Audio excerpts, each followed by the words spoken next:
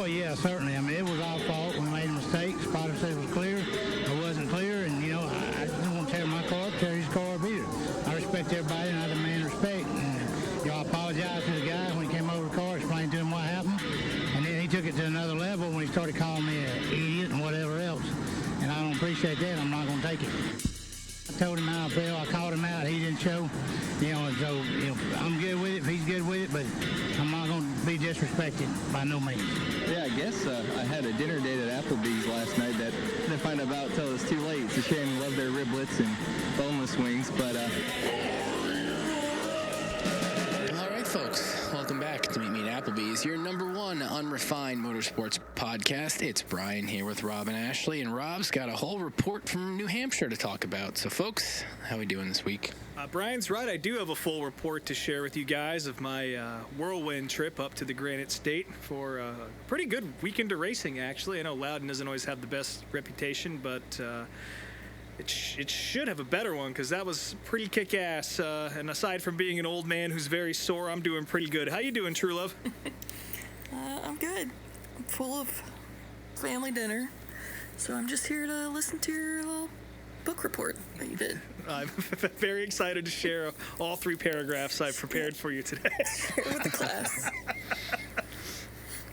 So there was an ARCA race. Just get that out of the way, right? Yeah, we'll get that over with since that was the one race you weren't at. Saturday night at Salem. No, that was Friday night. It was Saturday night. No, I think you're lying. I don't think this is true. Off to a great start, folks. I could have sworn it was Friday. Hold on, it's in my calendar. Well, Butterbean won. It was Saturday night. Fuck. Brendan Queen Never won. mind. Yeah.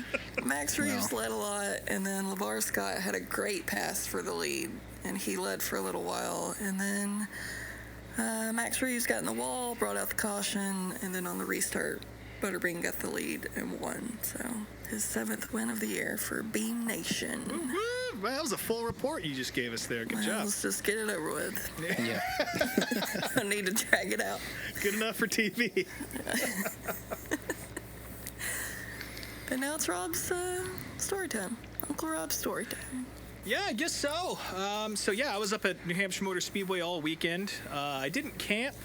Well, I don't know. I stayed a night. It was a lot of driving. I didn't have the camper this year. The band couldn't come up except for Friday night for the dirt races, which amazingly was the worst race of the weekend. But I guess that shouldn't be a surprise because the flat track kind of sucks for what they were trying to do with it, which is a shame, but I'm getting ahead of myself here.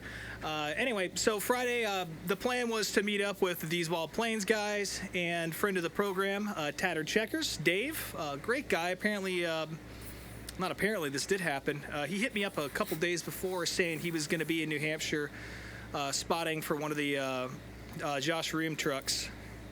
I believe it was Stephen Malozzi is the name. I probably butchered the last name, but he was spotting for the 2 truck and their effort this weekend, and he was like, yeah, we'll have to meet up. And I told him about the dirt race that was happening on Friday night, and he said, hell yeah, I'll be there. So first thing happens. Also, I did have a pit pass for the first time this weekend, and that's kind of where the weekend starts. After picking up several Johnny Bootlegger bottles from the convenience store up the road, which, by the way, that's available in New Hampshire now. It's godsend for me. I do love slurping the perps, so that was Yes, you do. that was a blessing for me. But me and my my cooler full of jangling glass bottles stop off at the credential stand to pick up my pit pass. Again, thank you to my angel donor who gave that to me for the weekend. And they smelled the bootlegger on your breath and were like, nah. I mean, I don't know, man. It seems like they kind of let anybody in there. But I was surprised at how nonchalant the process was. And I guess when you sign up for these things, I don't know if anyone listening has done this before, but they send you a text, and then you have to, like, take a picture of your ID. And I guess that's where you go through all of the, if Joey Logano runs over you, you can't sue us kind of language that's in there. It's like a TSA pre-check. Exactly, yeah. So, but I was expecting to have to at least show some ID, but I just rolled up there and showed them the QR code, and all of a sudden I had a free pass to the weekend. It's like, what? But anyway, Once I got all settled in there, I made my way over to the dirt track, which is on the south side of the racetrack, next to the Rusty Lantern, which sounds like a dive bar, but it's actually a very nice convenience store. Also, it's kind of a hidden gem when it comes to breakfast and lunch and sandwiches and shit. That little corner of the racetrack is a good place to be. And they got a dirt track sitting right there. And Dave just happened to have his camper set up there. He sent me his location, and then we linked up. And, man, what a great guy. I've met a lot of people through this show, and I don't think I've met one I didn't like yet. And Dave certainly fits the description of one I like. Just a super sweet dude from New York. He's big into big blocks. In fact, I thought Brian and him knew each other because they kind of seem to run in the same circles and have gone to the same places, but I guess you all never met in person. But we're going to have to change that at some point because Dave is the nicest of guys. And so we sat under his awning, had his little minivan there in the campground, which at that time was empty, waiting for my friends to show up. And eventually he had to leave and go off to truck practice and spot and do radio check, do his real job there.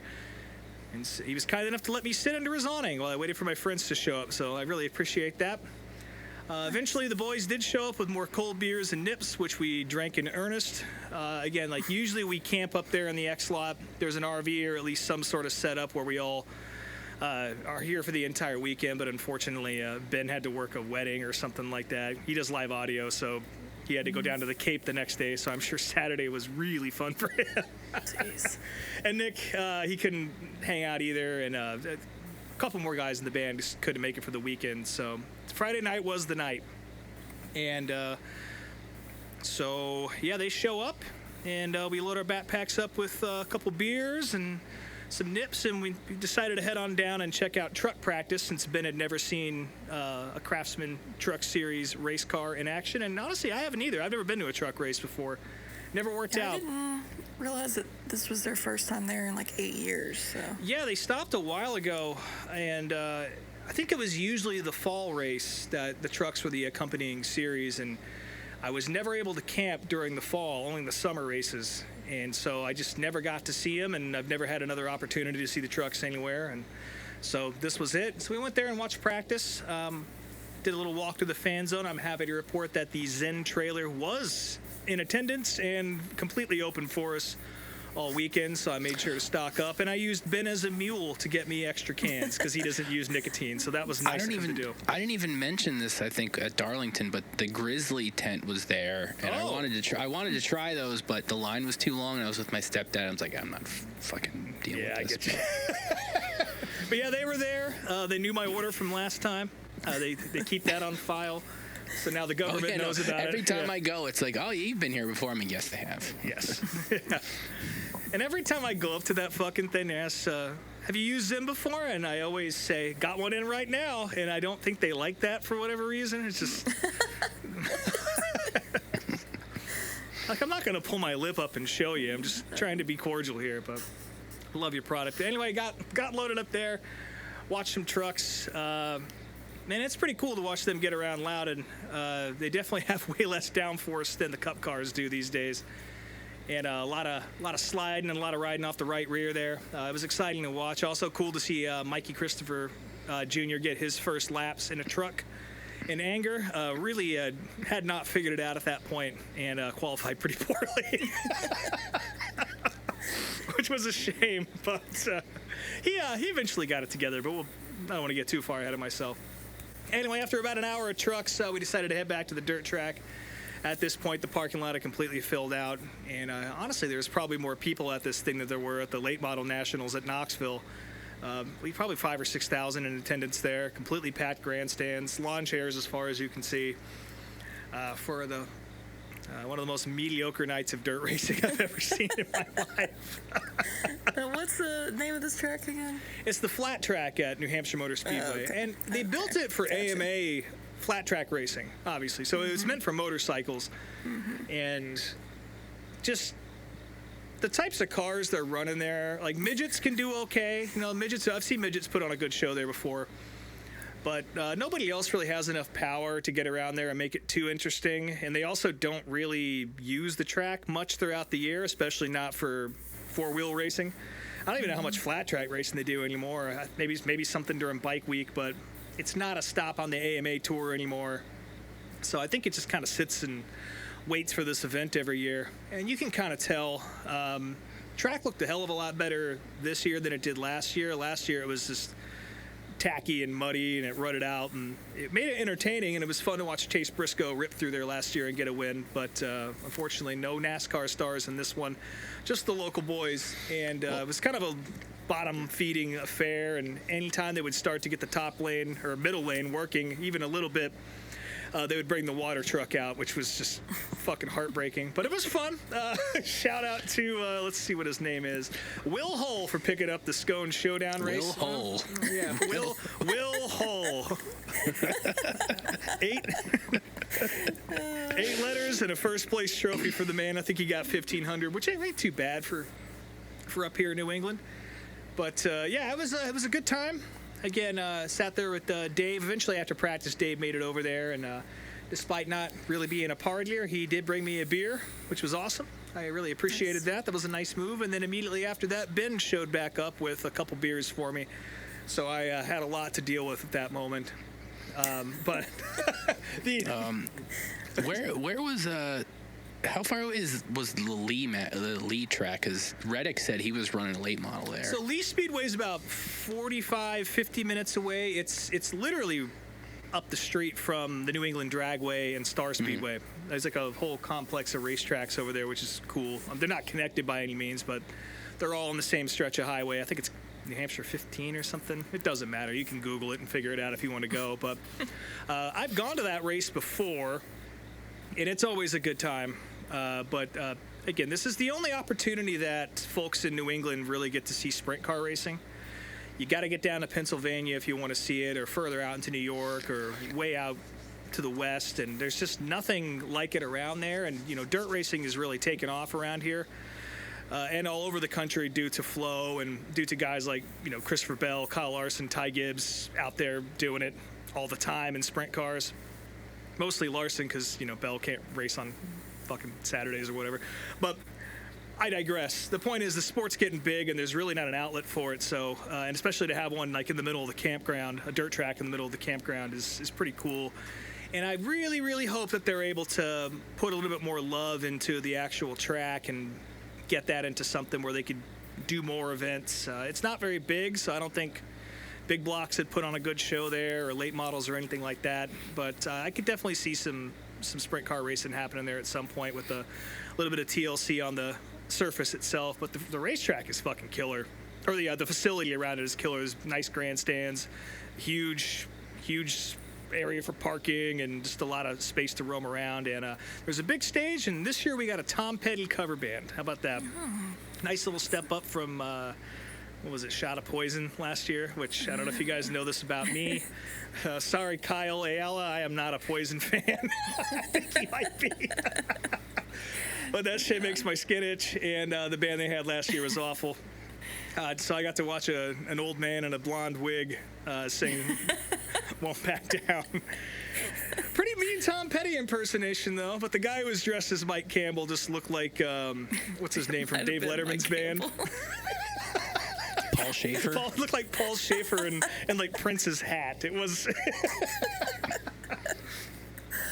So anyway, about this time of night, it's about 11 o'clock, 10:30, something like that.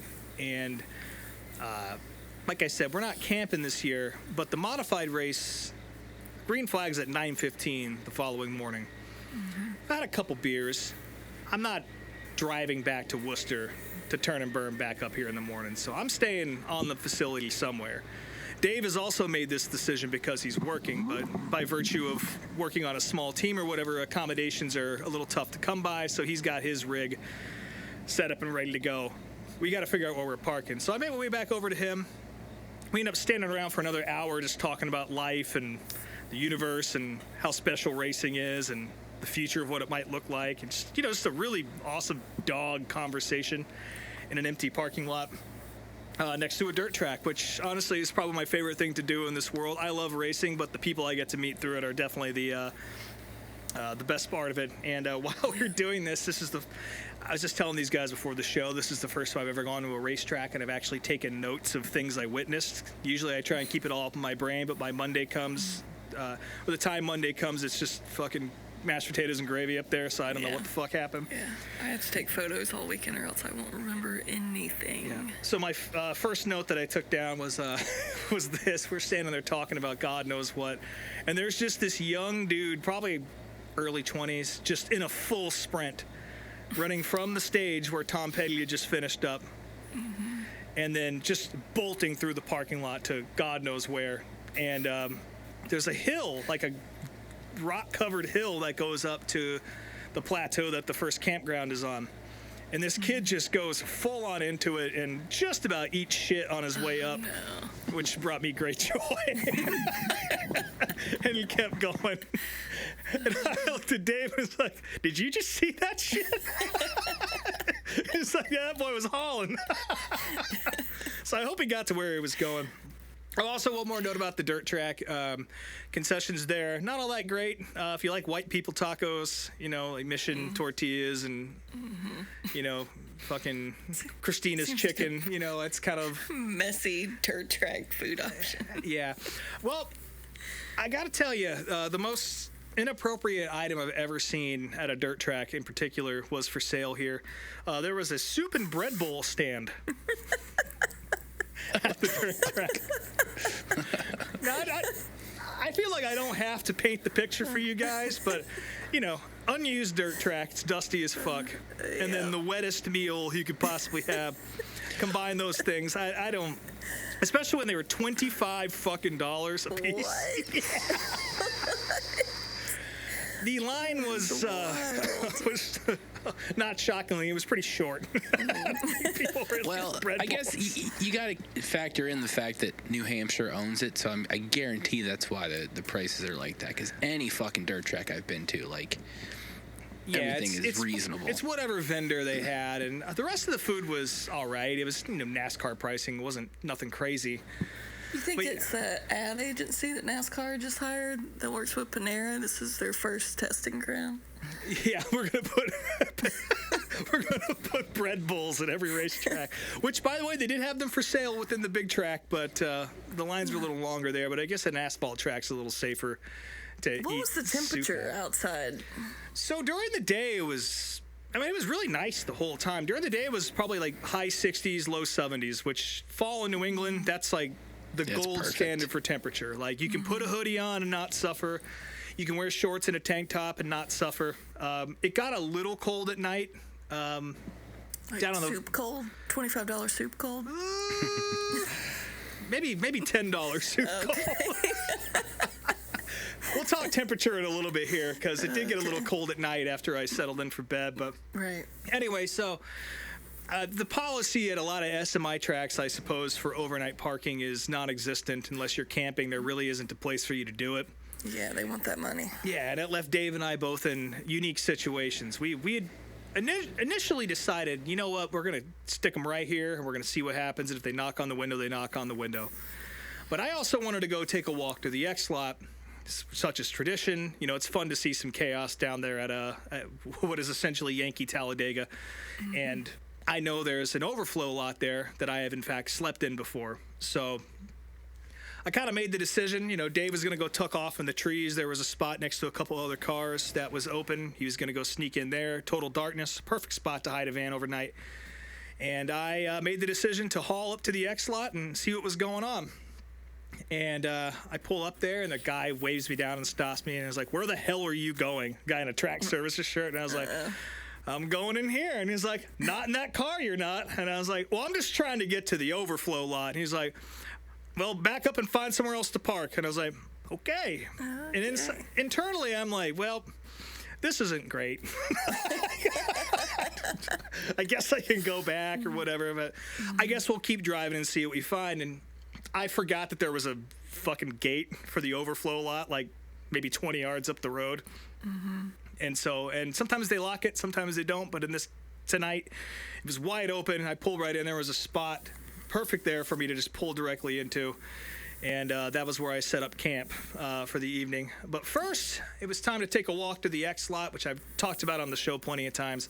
It gets pretty chaotic down there, and I understand why they don't let people drive their cars in there, because it is just a sea of fucking sin and Drunk humans. drunk people. Stumbling about. Yeah, just like the walking fucking dead in there.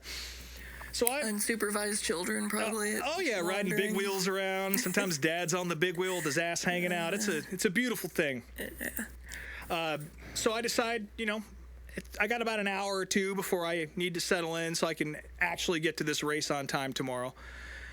So I decide to firmly plant my flag in the ground, and I pounded a beer and grabbed a couple more and walked into the campground. And I gotta be honest, that without friends and just kind of roaming around alone, it almost feels inappropriate, which is crazy considering what's happening around you. Felt kind of like a creep just walking through there.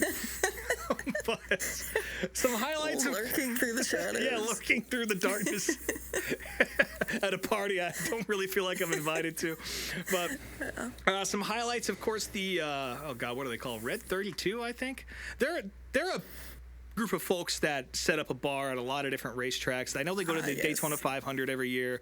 I think they go to a couple more. Them last year. Yeah, and they were set up in their spot, the traditional spot right at the front gate as always. I popped in there for a little bit. Too much journey for my taste going on in there. So I moved on. Lots of 12-foot tall Home Depot skeletons. One in particular had a Cracker Barrel flag wrapped around it, and that was my favorite one. I'll send you guys a picture of the display.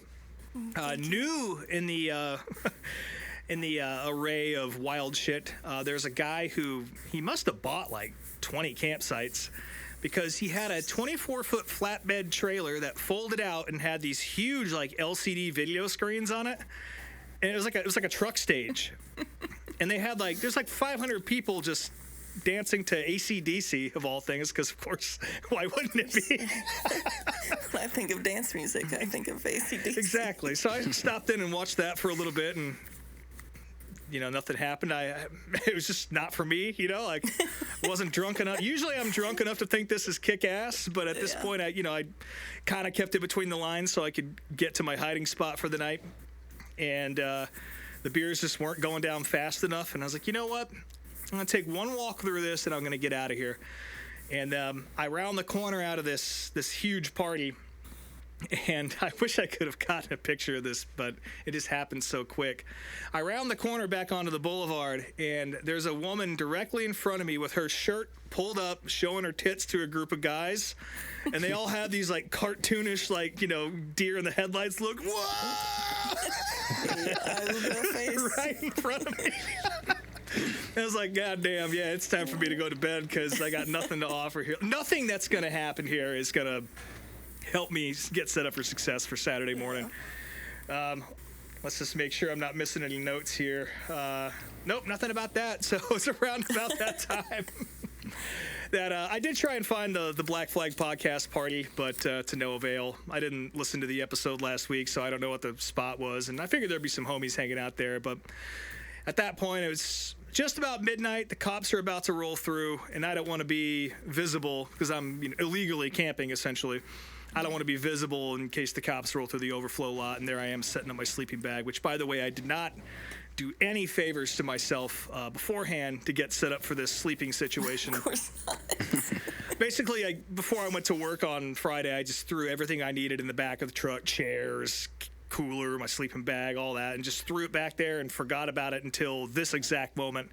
And I opened the back up, and I was like, oh, yeah, I got to build a bed and a space for my old-ass body to fit in. So I throw my driver's seat up as much as possible and make about, 14 inches wide worth of space. And it's like, you know what? That's good enough. Pounded one more beer and then settled in for the night. And I had a real sleeping bag this time. I actually brought one that's cold rated, unlike the one I had at Eldora. I don't know if I mentioned that at all, but the one I brought with me was rated for about 60 degrees, which it was about 20 degrees colder at Eldora, and that was a little rough. But not this time. I was ready for it, and it was good because I woke up on Saturday morning, and my windows were totally fogged up, and it was about 41 degrees outside. So, and it took me a little while to sit up because everything hurt. It was not comfy. And had I have given myself ample time to set my little world up in the back of my Jeep, I would have had enough clearance for a 5'11" man. But I only had about 5'7", so my knees were bent all night, Oh, no. So I had to sit there and let my body come back to life for a little while. It's about 7 o'clock in the morning. I actually got a pretty decent night's sleep, but just so excited to get down and watch this fucking modified race at 9:15 for some reason. You sent us a video at 8 a.m. that morning. Did I? Remember the video? I don't. You chugging an entire bottle of purple Johnny Bootlegger at 8 Oh, a.m. yeah, okay, I do remember that. Yeah. Well, this is about to happen. So I get up and I head down to the Rusty Lantern and pick myself up a breakfast burrito. Again, like all sorts of folks in there, from team members to campers to just basically anyone you'd expect to see at the racetrack. They're all in there getting ready for the day. Did you get a bathroom report from the Rusty Lantern? I did not, because the line was too long, but I imagine it's probably pretty clean. It's a slick little gas station. It's not a rough one by any means, and I think they remodeled it pretty recently. So it's up to I would say it's a step below Wawa as far as like presumed cleanliness would be. But I don't know. I didn't see it, so unfortunately I can't give you a good report on that. But the burrito I got there was pretty good. Those people working in there were not thrilled at how many folks were in there, which I don't know why they'd be surprised by that. There's one weekend a year. Literally the only gas station on the property. I'm pretty sure the racetrack owns it. But anyway, so I get set up and I decide I better check on Dave real quick. I'm curious to see if he is still parked there, if they made a move. And I look off in the distance, and sure enough, he's got the camp set up going. So I went down there and said hi to him. Wished him good luck today for their 20 laps they were about to run. And that was the last I saw of Dave. But boy, did we get to witness a show together, at least on the property with the Wheel and Modified Tour. A little bit of a short car count this year, only 27 cars, I believe, on the entry list, which is kind of sad considering this is by far the biggest event on the schedule. And, I mean, there were many years up until recently where they were sending people home. But I guess that's been the story of the tour this year. Ryan Newman was out there driving for, who was it? I can't remember. Maybe it was the 4. No, Ryan Newman wasn't out there. I'm sorry. I'm getting ahead of myself. I was about to say, I was like, I only watched the highlights, but they didn't mention Ryan Newman one time. No, Ryan Newman's running at Stafford this weekend in the Mystic Missile. That's why my brain went there. But the other 8 a.m. Johnny Bootlegger. Yeah, the other surprise entrant for Stafford this weekend is Doug Covey, and that's actually who was the big story this weekend, riding for Tommy Baldwin in the Southern NY. Didn't qualify well, and he only lasted about 4 laps before that shit blew up. So not a great return to competition, but I believe Doug said this was his 40th year consecutive of him racing competitively by starting that race. So, and he's not that much older than me. I think he's probably late 40s or something like that. So that was pretty crazy to hear. I've said this every time I've given our Loudon recap or have mentioned this particular race weekend, but the modified race is by far the best show of the weekend. They run restrictor plates on them, and so there is drafting. It's not the NASCAR drafting you're used to now. It's not quite what we used to see at Daytona back in the day, but that's probably the closer end of the spectrum of what it is. And it was a hell of a show through and through. Justin Bonsignore on the pole, and he stayed up front for most of the race with Tyler Ripkema right behind him, John McKennedy in the mix as well.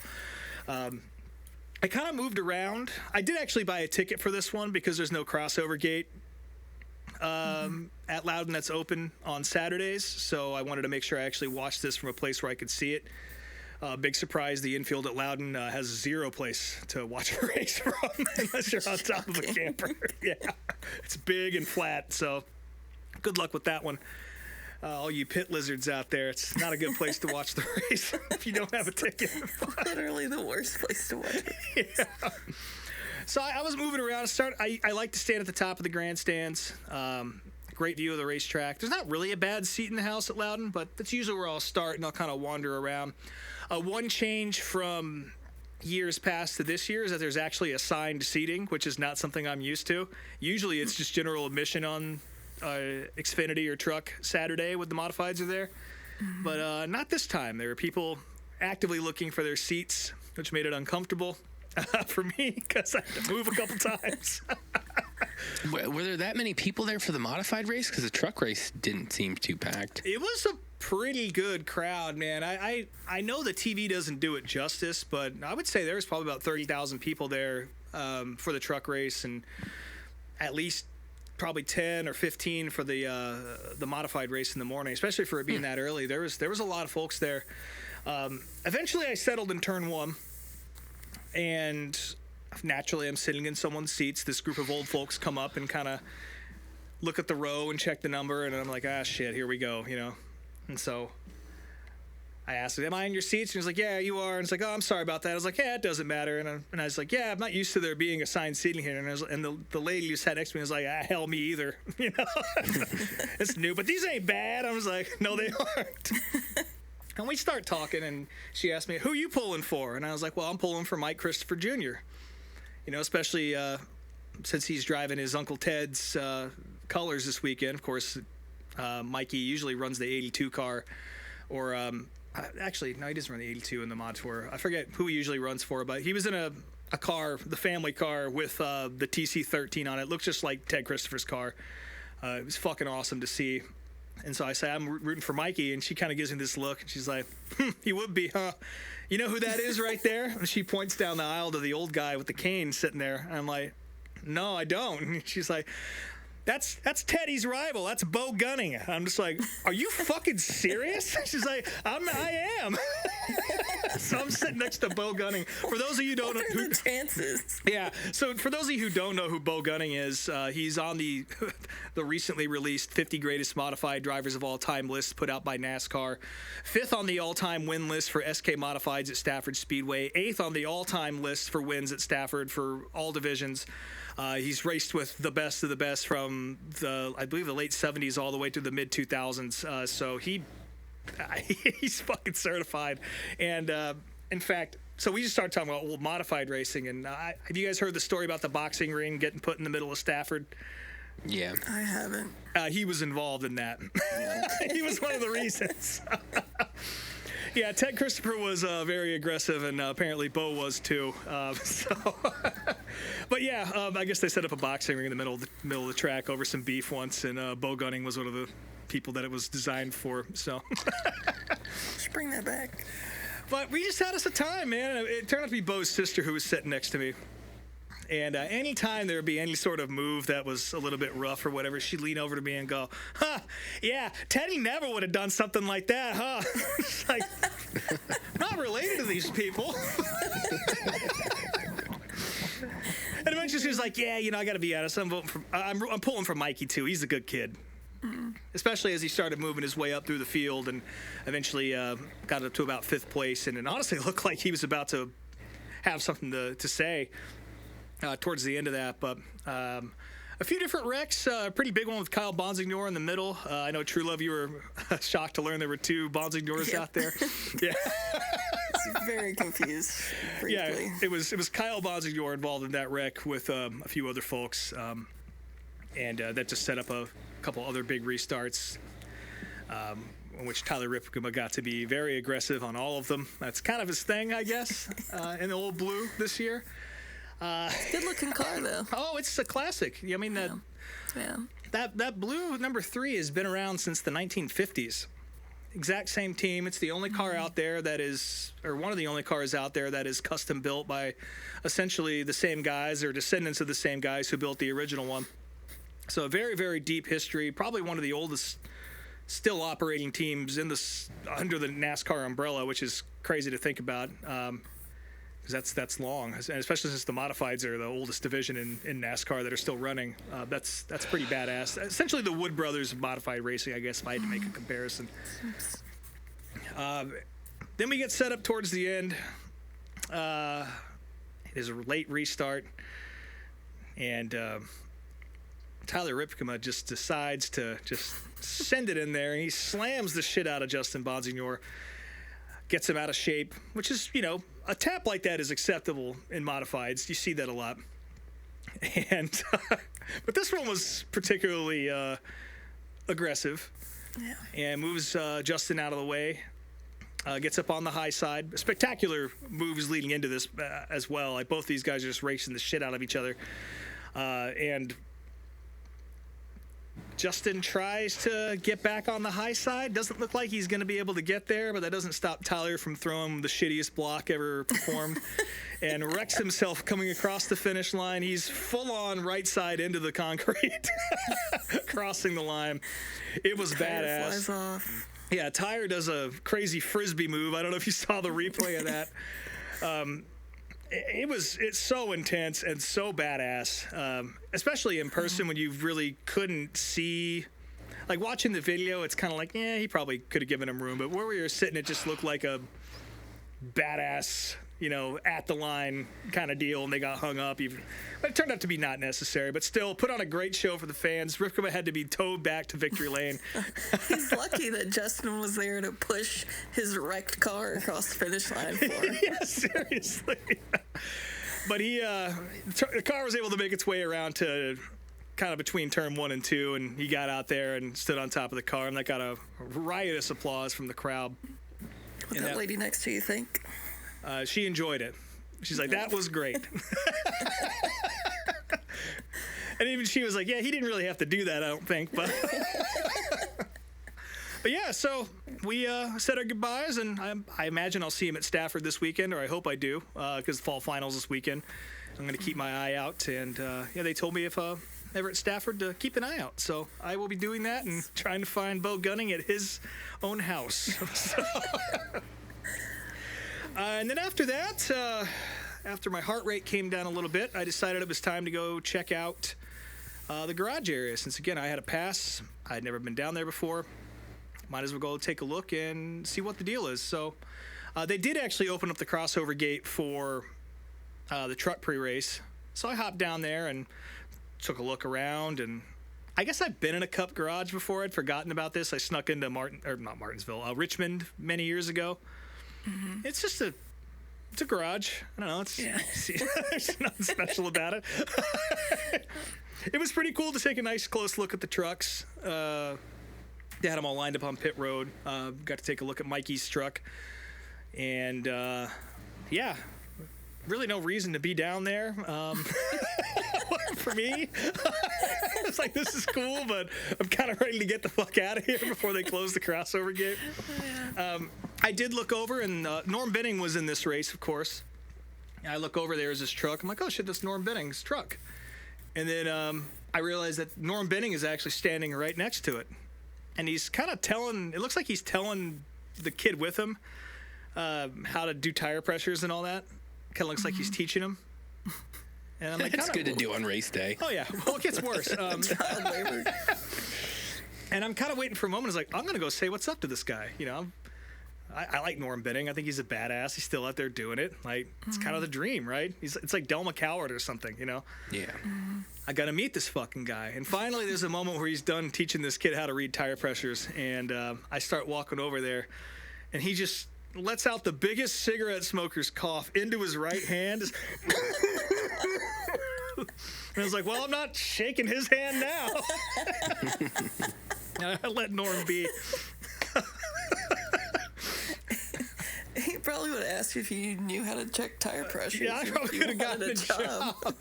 Later on in the race, I did watch Norm come down for a pit stop, and I believe it was that same kid. There was somebody on the other side of the wall teaching him how to do a wedge adjustment during a live pit stop, and he went backwards, and they had to redo it. So, yeah, it was tough sledding for Norm Benning. Anyway, the Be a Man guy was down there. You know who that is? The Instagram guy? Oh, yeah. That guy rules. Yeah, he was down there. For truck practice. He was there for the truck race. Yeah, and he was just interviewing crew guys and shit, and he was super funny and super nice. I didn't get to say hi or anything because he was definitely working and making content, but it was did not expect to see that guy.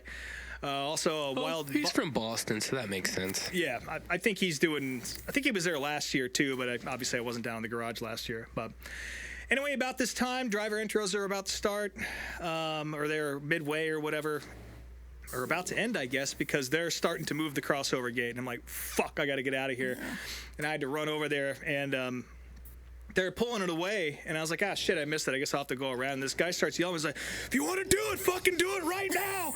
You can still do it. Like, I'll try. So I run up these stairs and have to jump over the safer barrier into the track. It's like, that's not pressure I needed at this moment. And I puking up purple bootlegger everywhere. So yeah, I make my way up to somebody else's seats towards the top of the grandstands and settle in for the truck race. Let's see here. Didn't really check out concessions on Saturday at all. I kind of came packing my own lunch, but the most interesting thing I saw, there was a lady right behind me who had cold hot dogs. There was a couple of them in a sub roll that she was munching on. And right in front of her was the discarded pack of hot dogs just laying on the floor of the grandstand. Just so raw dogs. Yeah, straight up raw dogging in the New Hampshire Motor Speedway grandstands. It was pretty rough. A bag full of juice just hanging out. Yeah, by the point I got there, the juice had mostly dried out of the hot dog container. Mm-hmm. Yeah, but she had two of them lined up in a sub roll and just going to town, and I have not seen that before. That's not what I want to see. Your choice. So yeah, then it was race time. I guess this is probably when you guys started watching, if you did watch the truck race. I just got to say, fuck Matt Crafton. Really don't like that guy. I'm glad he's going to be gone. No one does. Almost fencing or fencing Patrick Emmerling on pit road for no fucking reason whatsoever. I really hated that, especially since Patrick is a modified faithful, and I just really didn't like that. I gave Matt the finger for that, which I'm sure he saw and took to heart. Yeah. I hope he's still thinking about it. But yeah, about 20. Yeah, I'm sure he keeps him up at night. Mm-hmm. Him and his teen bride. But yeah, we were.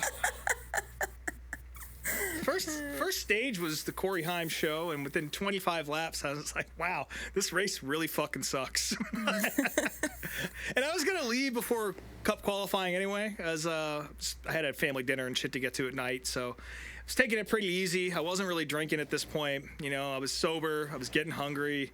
Truck race was kind of boring. And I was like, yeah, we'll stick around a little bit and see what happens. Stage 2 was ended up being pretty good. A lot of guys, pit strategy, kind of swapped the field around a little bit, giving Andreas Perez de Lara, I think he started on the quote-unquote pole for stage 2. He chose the inside, and he led a bunch of laps. And Gio Ruggiero finally having a decent run in that truck, putting on a show, trying to catch him. I think he got him once, but then Perez was able to get back around him, and that was pretty much the show for the truck race right there. There was definitely some movement. It was cool to watch Corey Heim come through the field. Of course, he won stage 1. No big surprise there. And then once everything sort of righted itself for stage 3 and Corey Heim took the lead, I was like, as soon as he gets to 2 seconds lead, I'm going to leave, I think, and go home. And that's exactly what I did. And I got about 10 minutes away from the racetrack, and sure enough, Corey Heim won the race and whooped their asses. I forget how many laps he led, but it was most of them. Yeah, I mean, I had it on, but I couldn't tell you anything that happened because it was just so blah. Yeah, I would say that that was a perfect example of the kind of racing that gave Loudon the reputation that it has. Again, there was good stuff happening, if you can find it. And again, that battle for the lead in stage 2 was really good. You can't find that stuff on FS1. No. Yeah, they're too busy talking about where Tony Breidinger is fucking running or whatever. But I don't know. It was fun. I look forward to seeing another truck race at some point. It was entertaining, but yeah, that was certainly not, I would say, the best example of what you would see at some other places. So I took off, listened to Cup qualifying on. Here's one more point that I noticed. Because I got home, or I got in the car before the race was over. I also forgot my headphones on day 1, so I had no idea what was going on in the booth. So I was just watching a race and figuring it out on my own, which was fine. But when I got in the car, I noticed that the radio network that covers the truck series is called NRN now, the NASCAR Racing Network. When the fuck did that happen? They switched because I listen to it on my phone, and this year I forget when exactly, but I think MRN is done, and I think it's just NRN now. So, but when it got time for the Cup broadcast for qualifying, it was back to PRN, and New Hampshire's always been a PRN track. Yeah. So it was super confusing. I thought, like, am I sunstroked? Like NRN? Like, is this what it's always been? No, I think maybe it's for the lower series. They do it the NRN. I mean, I honestly, it's one of those things I noticed but don't really know the story behind it. But this year that happened. Yeah, if any listeners out there have any context they can add to that, I would love to know, because again, that's my first time. I guess I haven't listened to any of these races on the radio this year, and this is the first time I've heard it, and it really threw me for a fucking loop. But congrats to Corey Haim. I mean, dude is unstoppable right now, and if he doesn't win this championship, then heads should roll. That's worse than the Matt Crafton championship. And that's not just because I don't like him, but this is his ninth win of the season, which ties the other record for 9 wins in a season, which Greg Biffle did in '99. Yes. And Greg Biffle made a nice little social media post for Corey Haim, congratulating him on joining that club. It was a picture of Biffle standing on the beach in his shorts, drinking a tall boy Modelo and holding a random lobster that he found. So I appreciated that. Greg Biffle becoming my favorite NASCAR person, period. But yeah, that was really funny. But yeah, I would 7 out of 10 for the truck race. We'll go back. 7 out of 10? I would know. Well, just come on. Just the experience. And again, there was a lot of people there. The weather was beautiful. If I could just repeat that again with a little bit better of a race, it'd be appointment viewing. But that coupled with a modified race, and Cup qualifying, and again, if I was camping, I definitely would have stuck around. What I wouldn't have stuck around for is the Aerosmith tribute band that rounded out the night. Apparently, they did a really bad job, if you ask Facebook. So. Well, the best part of the truck race for me was Chandler Smith being eliminated from the playoffs. Good riddance. And the worst part was the fucking stupid-ass playoff graphics that FS1 decided to use. Yeah, everybody was bitching I heard about complaints those. about it, but I didn't see this. Yeah. Well, I didn't start watching the truck race till like 35 laps to go, and I turned it on, and I was so confused as to why Corey Haim, 8-time at that point, winner of the season, was in red. In red? Billy Bob Jenkins in 72nd place was in green. I was like, what? So, I don't know what FS1 was doing, but Jesus Dude, there could have been a Billy Bob Jenkins out there. There were some fucking randos they had running out there. I had no idea who half the field was. So... Yeah, truck racing's cool. I'd like to see it at a different track. So, yeah, I made it home just in time to watch qualifying and see Joey Logano stick it at the point. It made my stomach turn a little bit and maybe not want to go on Sunday, but, I decided to go anyway. You guys got any more notes on Saturday before we move on? Nope. No, just congrats to SVG for qualifying the highest he ever has on an oval in 10th. So, yeah. Good for him. Yeah. All right, so Sunday. Again, Loudon's about an hour 45, 2 hours from me. So I'm already not looking forward to the drive. I wasn't planning on going to the Cup race at all this year, just because we weren't camping and I didn't feel like sleeping 2 nights in the Jeep, especially when I wasn't sure where that would happen at up until I got up there. But, the benefit of having a pit pass is that you don't have to pay to go. Yeah. And if you use the crossover gate at Loudon, you can get up into the grandstand. So I was like, you know what? This is a once-in-a-lifetime opportunity. All right, at least I have to look at it that way. I'm sure it'll happen again at some point. We know enough people to where that's a possibility. But it's my first time. I'm going to take full advantage. I'm going to go see what Sunday's all about, at least just to hang out, again, in the pits on a full, bustling Cup Sunday. So that's what I do. Hop in the car around, 8 o'clock, something like that. I get up there about 10. By the way, a little pro tip for all you idiots driving into the Speedway. You can drive on the shoulder, and it's very clearly posted on all the signs that the shoulder is a lane. And actually, maybe keep doing what you're doing by just waiting in traffic, because I breezed by about 400 or 500 cars just screaming up the apron. So that was killer. Shaved about 20 minutes off my commute, which was good because by the time I got to the racetrack, a lot of the main parking areas were already completely full. Like, I'm talking completely full. And now we're starting to get into the weird northern lots that are practically in Canada. And I'm like, shit, I'm going to be walking a long way here. Which I did. I found a ditch to park in over by like S9 or something like that. So I backed my Jeep into the hole and got set up and headed on into the racetrack. And I'm going to look at my photos here. I stopped taking notes about this point, which is classic. So we're going to go ahead and take a quick run through, just make sure I'm not going to miss any good details. Did you pack some beers and snacks? I did pack some beers and some waters. You know, I figured it's going to be a long afternoon. I didn't pack many beers, though, because I wasn't sure what the policy was on bringing alcohol into the pits. And I know that's a no-no in a lot of places. That's true. Yeah. I know they'll check your bag some places. I know it doesn't matter when you go through the crossover gate because they don't give a shit. But I didn't know what it was like going into the actual pits through the tunnel. So, but that's in a couple minutes here. My first stop of the day is, of course, the Zen trailer. I go load up there. They were surprised I had switched from 6s to 3s overnight. But I got to get a diversified selection, you know, for different moments. And I walk out, and as I'm walking up to the trailer, I noticed that the Joe Gibbs Bible study is happening like literally 20 feet away. Oh, good.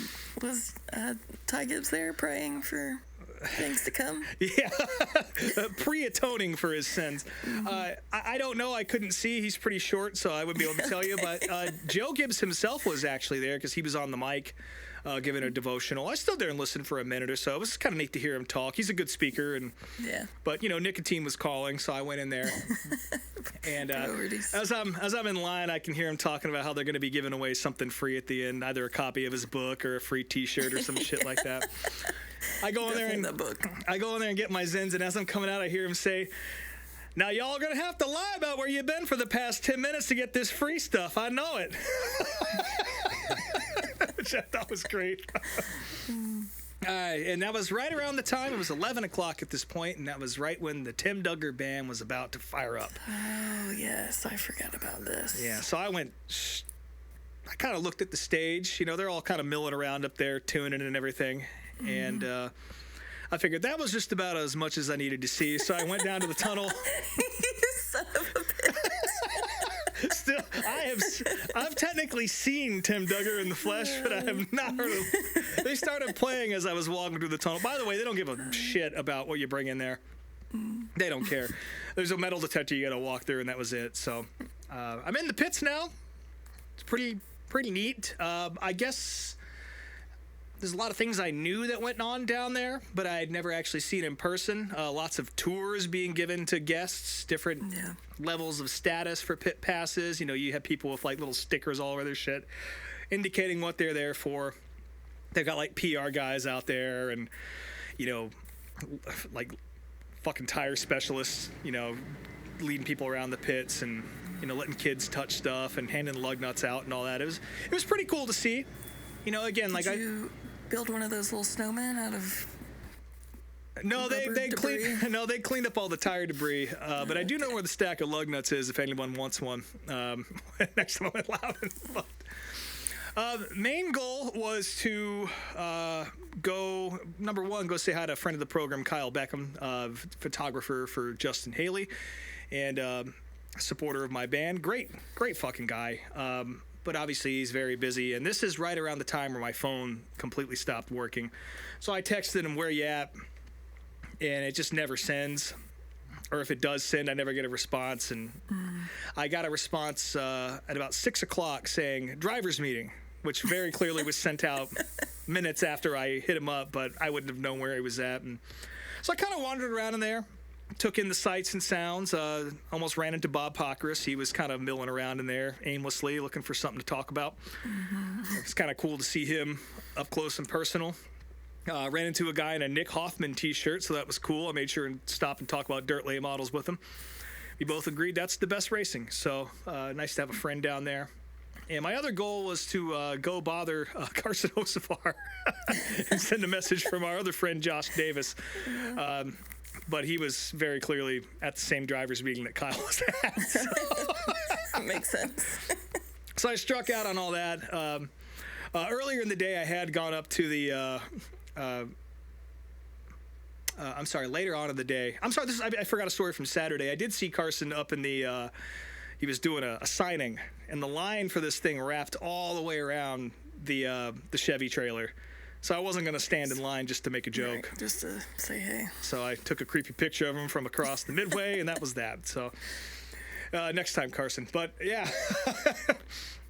Let's see. What else happened down there? Not much. Just kind of taking in the sights and sounds. It's pretty cool to be down there. Again, like I've been in plenty of garage areas in my life and pits and all that. So I don't want to say I'm immune to it, but it was definitely pretty cool to put in perspective how 9-year-old me would have wanted to do that at that age, and the fact that all these years later I finally got to be in the belly of the beast at the top level of stock car racing in the world. It's a pretty cool experience. Yeah, that's how I felt the first time I did it too. So yeah, you kind of have to suspend your current fandom or wherever you're at in your head regarding racing and the things you like, and just kind of accept it for what it is. And again, seeing all the tours and how enamored people were around, it's just like, holy fuck, I can't believe I'm here. It's just like, man, that's the right attitude to have about this. And so I just kind of stood there and took it in.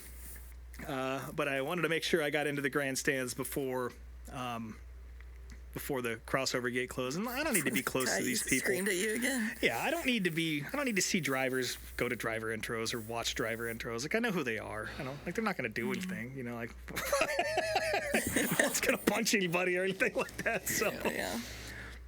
Made my way into the grandstands. Actually had a pretty decent buffalo chicken wrap from an independent vendor in there. Took a while to get, but that's okay because it was fresh and it was delicious. So well worth the $20 I spent for that fries. But yeah, then it was race time. With their prices there. Yeah, it was pretty intense. Also came across the bread bowl stand. Would you believe the line was also short? So. This is probably the hottest part of the day. And then it was pretty much just about race time. I settled in at the top of the grandstands as I do. It is the best seat in the house, and I like standing, you know, at these races. Those seats are kind of uncomfortable, and I don't like carrying a seat cushion around, so I don't mind propping at the top of the grandstands. And then there is a drink rail in the main grandstands, so you can get set up pretty comfortably up there. And if you need to sit down, there's a big space in front of you where seats used to be where you can actually do that. So it is kind of a free best seat in the house type situation. Mm-hmm. Favorite creatures of the day that I witnessed, about 5 feet away from me, I saw a woman with a, she was, I don't know how to describe this. It's kind of a redneck archetype, like the tattooed woman with like half of her head shaved, like the tank girl kind of haircut, and just random tattoos of like dog prints and shit. You know what I'm talking about? People are still doing that? Oh, yeah. To a T, I can see this lady. Yeah. And my favorite feature of hers, which I did manage to snap a bad photo of, was she had the Polaris snowmobile logo, just not the logo, but the actual font that said Polaris just on her arm. Oh. And I was like, oh, cool, she's in snowmobiling. That's awesome. And then her husband was next to her, and then he took his hoodie off, and he also had a matching Polaris tattoo on his arm. Love to know the story there. Yeah, me too. I told that to someone, and I was like, yeah, I bet you they both got fired at the same time.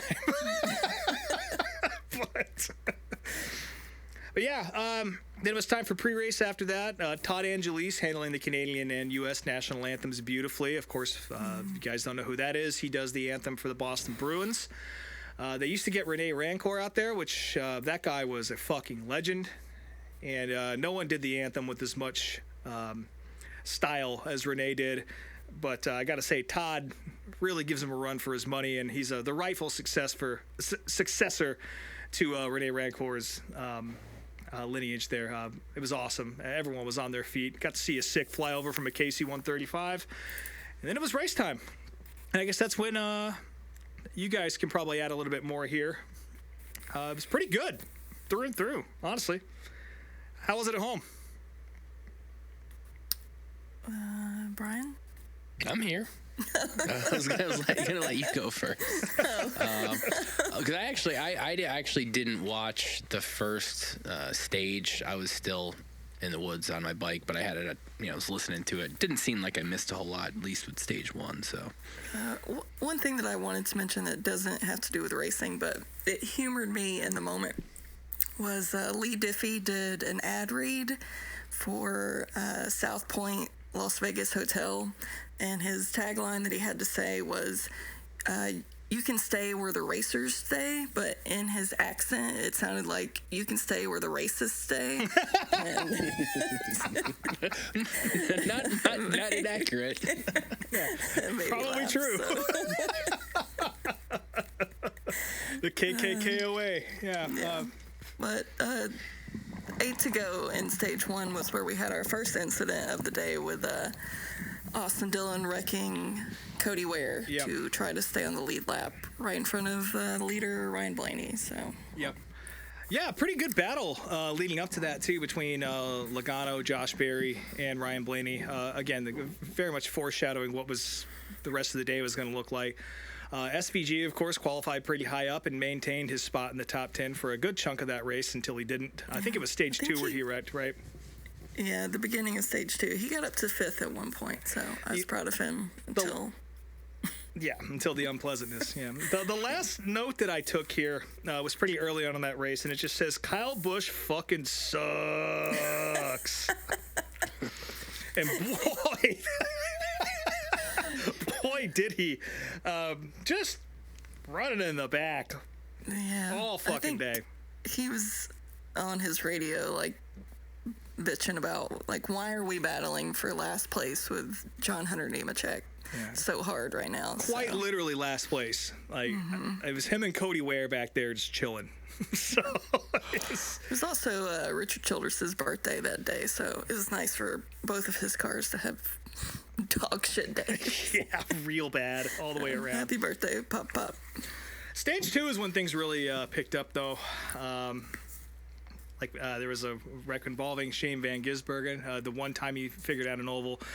He was taking no shit from anybody. I can tell you that. I think he's been I think he's over the learning period as far as being patient with people. He was not taking any abuse from anyone. People would try and make a move on him. He would door slam him. He was super aggressive out there. Probably knowing this is the one chance he's had on an oval to really prove himself. And who spun him? How did he spin? It was Josh Berry, right? Later. No, he spun Josh Berry. That's right, yeah. Yeah. So, ruined Josh Berry's day for a second, but... Yeah.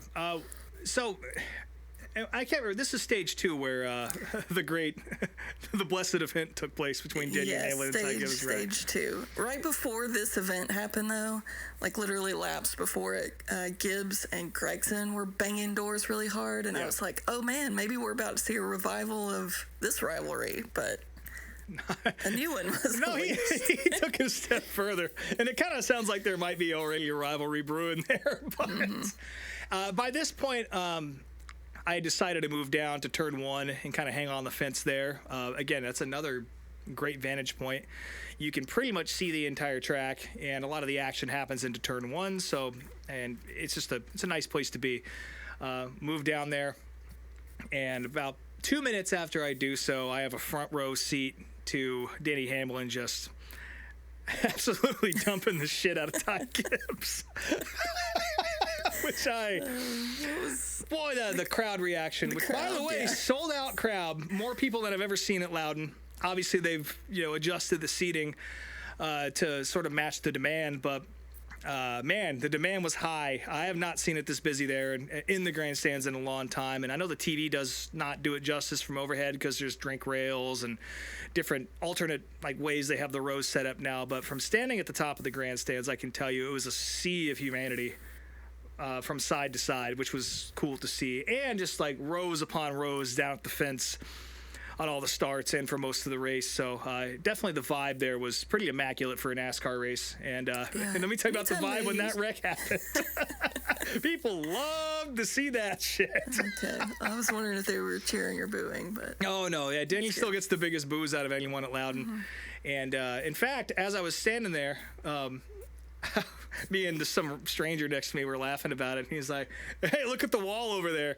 And directly in front of us at the pit exit on the inside wall, next to a very, very crudely drawn rendition of the word Loudon, it just said, Denny sucks in black Sharpie.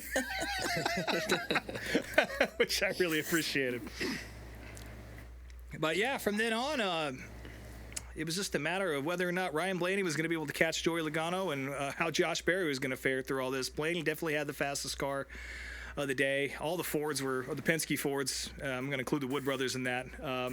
They were, with the exception of Cindric, he wasn't really much of a factor throughout the entire day. It was kind of strange to see the three of those guys, Logano, Blaney, and Berry up front. And then Austin Cindric just kind of toiling around in 21st place or wherever the fuck he was. I guess he recovered, but I'm not really sure where he ended up. Do you guys know? Was it top 10? I don't know. It doesn't matter. He's not making the next round. We also had the caution where Brad Keselowski closed his eyes and drove into the inside wall. Yes, he did. Took it 5 wide. Yep. So that's where SVG got wrecked out, was in that. Whatever the fuck that was. That's right, yeah. But I gotta tell you, a lot of Joey Logano fans in Connecticut, in New Hampshire, which is pretty much Connecticut, I guess. A lot of people from Connecticut don't like him either, especially the modified folks. In fact, Bo Gunning's sister, whose name I've forgotten, sorry, ma'am, she's like, he ain't really from Connecticut. Which I agree with, but... also, a ton of Ryan Blaney fans.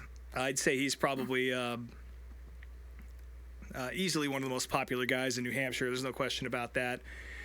And as he made his way through the field and when he started challenging Logano, people were not sitting down. It was the vibe was awesome watching that battle go down. And especially when Josh Berry eventually got involved.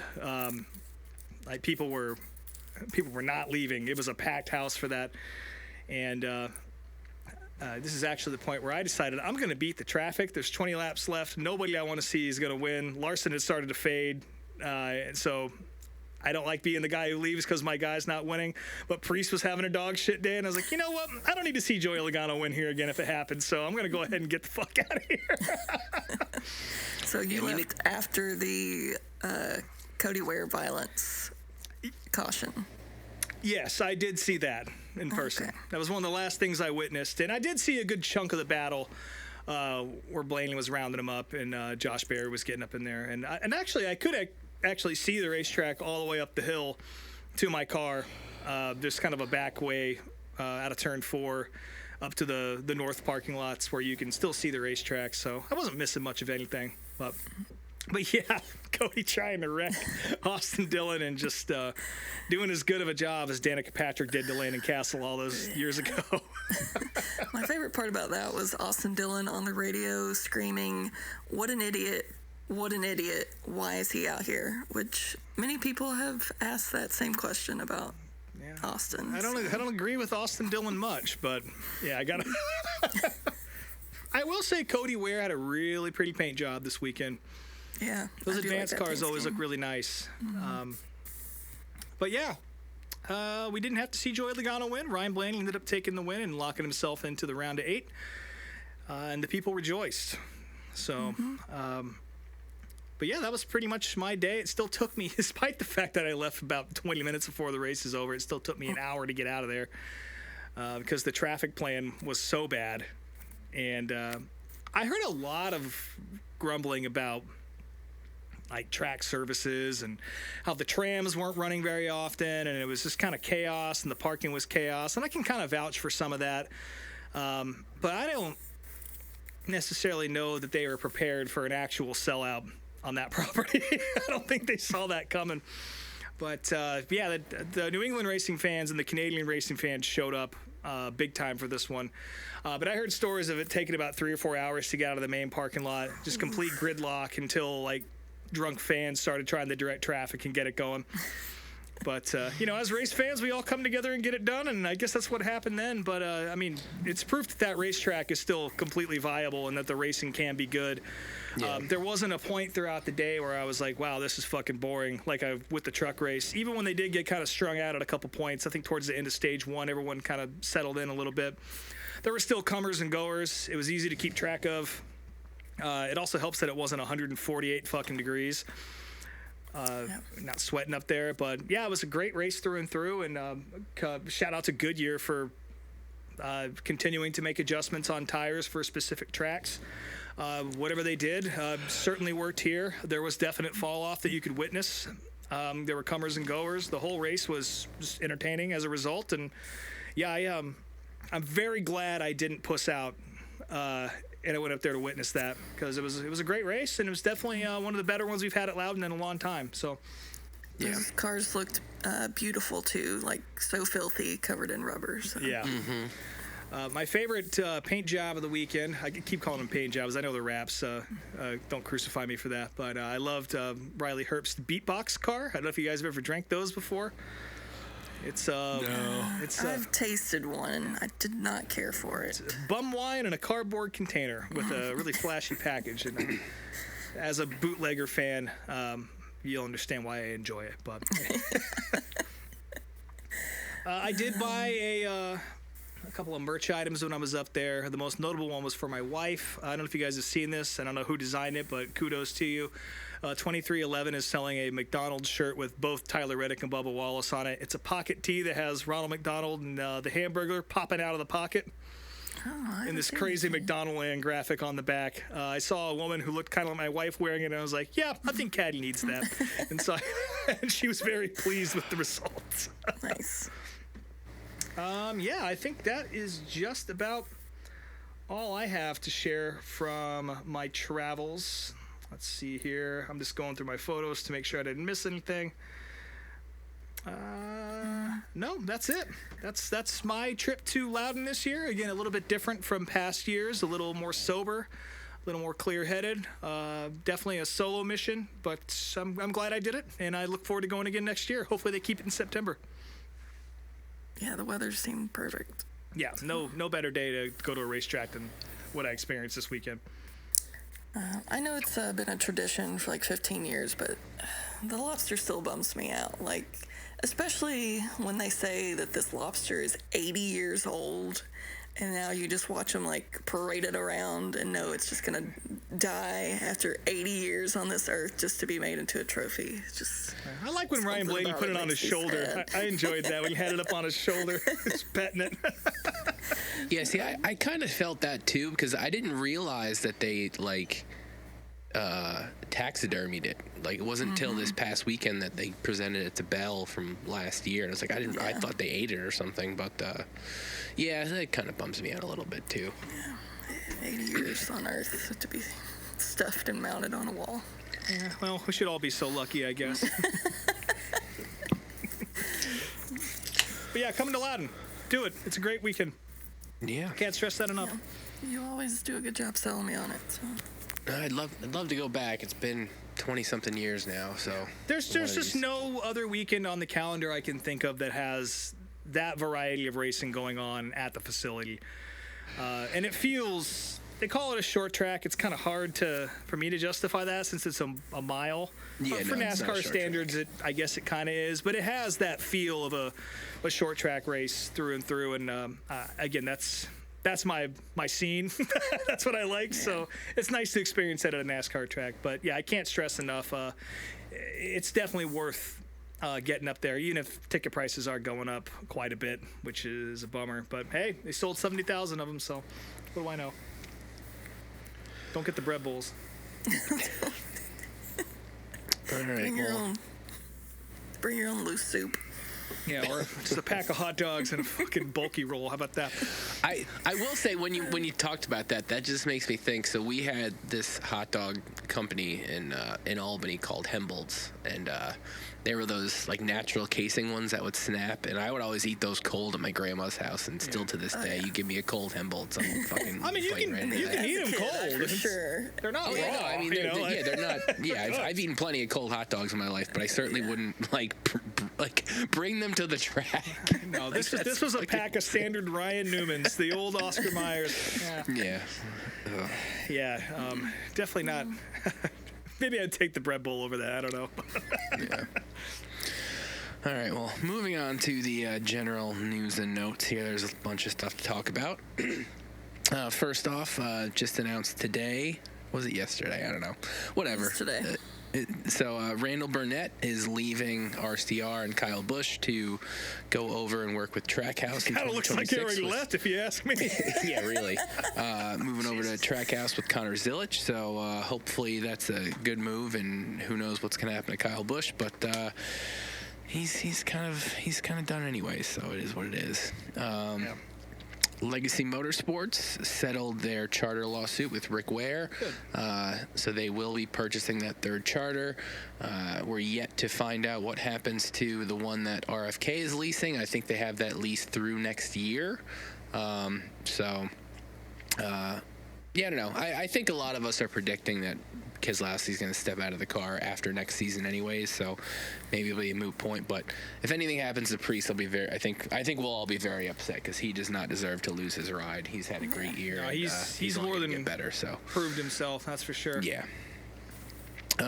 Let's see what else here. Corey LaJoie yet again shitting on the Truck Series and basically shitting on his own career at this point, stating that once this season is done, if he can get a good ride for the Daytona 500 or Cup, he'll do that. But he's not open to any truck offers. So go focus on whatever the fuck carbon fiber business you're supposedly starting and get the fuck out of racing. Because he did mention that he's enjoying TV. He's enjoying all the stuff he's doing. I do kind of feel like that. I don't think there's anything wrong with the fact that he just wants to be a Cup driver. I think that's totally fine. But he hasn't proven himself, Rob. He has no reason to be there. He's a dog shit driver that's full of himself. I'm just saying that we all want to be. I want to be a Cup driver too. I don't belong there. I'm just saying that like it's okay to set a goal for yourself and stick to it, but you got to wonder if him saying these things is just him sort of admitting that this isn't going to happen. It's 100% admitting defeat. And I mean he's done.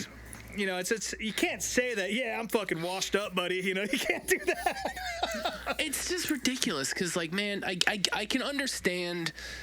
The one thing I'll understand, especially seeing the purses for every weekend, like, yes, you make substantially more money in Cup Series. Oh, yeah. And that almost actually seems like more of what he wants to do than anything else is just make more money, which, again, I can understand, but you've done nothing to prove yourself at the top level of motorsports, and you should be thankful that even anybody would consider you for a truck ride, let alone an Xfinity ride. He has no business being in a car. Yeah, I mean, he's in one of the better rides in the Truck Series, and what has he done with it? Gotten one top 5? Great, hasn't gone all that well. I think he's been like top 10 the past 3 races at least. He's doing okay, but Spire is one of the top truck organizations now, and I think I was honestly expecting him to do a little better than what we've been seeing. But again, it's cutthroat and it's tough out there, and you got guys like Brent Cruz and Corey Heim out there actually fucking ripping. It kind of dilutes the talent pool. Oh, also shout out to Mikey Christopher Jr. in the truck race. I think he made his way up to 13th or 15th, something like that, after starting in negative 80th place. Apparently he forgot that there was only one qualifying lap. He didn't really get going until halfway down the front stretch, so he kind of sent himself to the bottom of the ocean. But good recovery, and hopefully he gets other opportunities. I'm a big fan of him. It's always cool to see somebody in the modified world get a leg up, especially when at least we know there's one guy out there who won't be vying for the same seat at some point, Corey LaJoie. few Xfinity news and notes. Butterbean is back. I'm assuming from Martinsville because I didn't see this announcement. He's at Kansas this weekend. Kansas, okay, all right. Well, that's good. Matty D. Unfortunately, it's Matty D getting this honor, but he's going to have a Law and Order paint scheme. Is that this weekend? It is this weekend. Yep. Yeah. They did a fun little social media video for that. Oh. Yes, with one guy proclaiming that I was getting a bacon, egg, and cheese. That's my alibi, which was, I love that. And no, I do not have a full report on Sam Mayer and Cole Custer's NXT appearance tonight because I don't watch that shit. I did see clips. Cole Custer announced he was the ring announcer for one match in his fire suit, which is ridiculous. And then I saw a backstage segment where I think Sam Mayer was being confronted by some wrestlers, and then this other wrestler, Joe Hendry, came out and he was wearing Cole Custer's fire suit. So that's all that I know. I don't watch that show. But Ty Gibbs ran in with the briefcase. Yeah. Somebody somehow got a tour of DEI and posted a bunch of pics on Reddit, and at least from the photos that I saw, it doesn't seem like it's changed much since it's closed. I think everything is pretty much still there and whatnot. And there is a sign on the front of the building that says "Pardon our appearance," which is really funny because it hasn't been open in like fucking 20 years, but. I guess they're about to be doing some renovations on the inside of that building, which I don't know what that means. It probably means it's going to be a corporate event space or some place we can't afford to go to, but fingers crossed DEI reopens as the Dale Earnhardt Museum, which I really don't think is going to happen, but I remember cool. The last time I was in Charlotte pre-COVID, I think it was 2019, I tried to go there, and they were still open like a day a week then. But they didn't close for good till COVID, so. Yeah. Have you guys ever gone? So I just missed it. No, I tried, but I didn't get to go. So I didn't make it before they shut down. That's a shame. I feel like anytime I was in Charlotte, it wasn't the right day of the week that they were open or whatever. Yeah. Tuesday between 11:30 and 1, like the Curb Museum. It was really fucking ridiculous. It really was hours like that. Like it was something like one day a week they were open like 4 or 5 hours. So it was ridiculous. There's another new marketing agency helping NASCAR. Yeah, I didn't see this.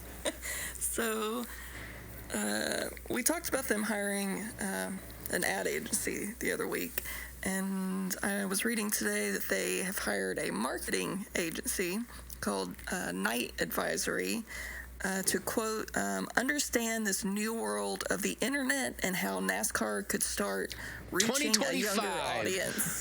2025, the new world of the internet. Just figured it out. So that tells you anything. So this agency was originally a talent management company, and now they're launching a new branch for marketing.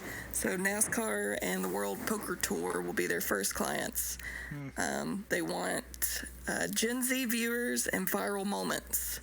This company also manages the Rizzler, and we're responsible for him. Now that you've brought, if they're working with the Rizzler, all right, maybe they got something. So, all right, let's give them a chance. That's fine. I feel so old at this exact moment. Jesus Christ. Yeah. I didn't see, what's this watch party at Airspeed deal? I don't know what the hell you're talking about there. So I got an email from the 2311 newsletter. They are throwing an exclusive watch party at Airspeed for the Roval. I thought you were going to say for the trial. I would 100% go to the trial. So they're selecting 25 insiders plus a guest to come watch the Roval at Airspeed. You get a guided tour, and their big selling point is there's pizza, salad, cookies, and soft drinks. Oh, cool. So you get to go to the shop when nobody's fucking there. From the track while there's a live race going on, and you're going to go watch it in a room with a bunch of dorks. I was going to say it was cool up until I realized that Airspeed is 15 minutes away from Concord. So, I mean, I think it would be a neat event if it was, I don't know, Kansas or a track on the other side of the country from Airspeed. Yeah. But what do I know? Yeah, they'll Hope do they those at enjoy the their Hall of pizza and salad. They'll do those at the Hall of Fame sometimes. They'll have watch parties in that little theater. Yeah. I've always thought about going to one of those, but I don't know. Yeah. I feel like I'd probably be good on not going to one. Yeah, I but don't they know don't what do it them is for about. races that are in town that week. Yeah, for sure. Yeah. They do them for like the 500 and bigger races. Yeah. I don't think they're gonna let me smoke weed inside the Hall of Fame, so it I kind don't think so. of But ruins that my Buffalo Wild my Wings trip. is attached to it. I'm sure it's been done. That's true. Fair. It's certainly been done in the bathrooms there. I can tell you that. This next bit of news is one that I dug up because I've recently discovered the NASCAR WAG T Reddit forum. If you want your nice wife and girlfriend NASCAR gossip, that's a good place to go. I do. Kyle Busch is apparently looking for a new weekend nanny. Apparently they go through a lot of nannies. Wonder why. And I sent it to True Love because she has some nanny experience, but Yes. she's not Be a nanny. interested. Yeah, if I was in my 20s still, this would absolutely be my dream job. But as a 40-year-old, I don't want to live on a bus on the weekend and overhear their weird sex stuff. Have to and hold the camera. film TikToks. So I'm good. There was a plane crash at Lime Rock. Did you guys see this? I feel did like I not. saw it in passing, but I didn't think it was major, right? Like nobody died or anything. No, it was an emergency landing is what it was, but it was Yeah. in the middle of a track day they had there. I forget exactly what they were running there, but it was a private day. But there were cars on the racetrack as this happened. There was a small single-engine plane that had to make an emergency landing and dodge race cars to crash into the grass there. They had to close the track down for several days. People were very disappointed to find that the plane was going to be removed and not left as a permanent fixture on the grounds.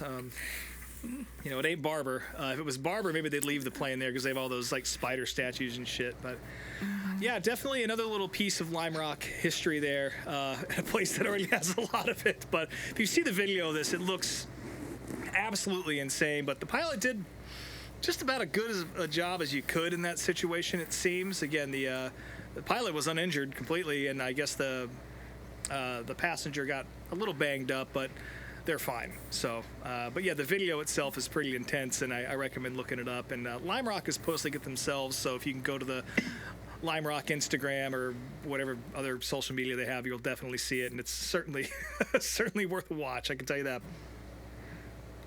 And then the final bit of news, listener JD Ellis got Yes. to kiss the bricks. Was it IMSA race, I'm assuming? I can't remember. Yeah, Indy. Yeah. Indy, yeah. Yeah, it's a big So- deal, man. Not a lot of people get to do that. And he actually sent me a message and said, up until I actually got to do it, I always thought that was a little corny. But now that I've done it, it's the best thing I've ever done. So congrats to him. I know he works pretty hard with those IMSA teams, and he's out there on the road a lot. So it was cool to see one of the family get to do that. The second friend of the program that has got to kiss the bricks, the other being our buddy Mike. Which is wild. Yeah. And I will never get an opportunity to do that. So kudos, guys. Yep. Also, Andy Newsom celebrated a birthday. Oh, yes, he So did. happy birthday, Andy. I think he went to the rodeo for his birthday. He did. He sent me a video that I didn't get until after the race. I'm sure it was something about I only got halfway through it before I realized I closed out of it or something.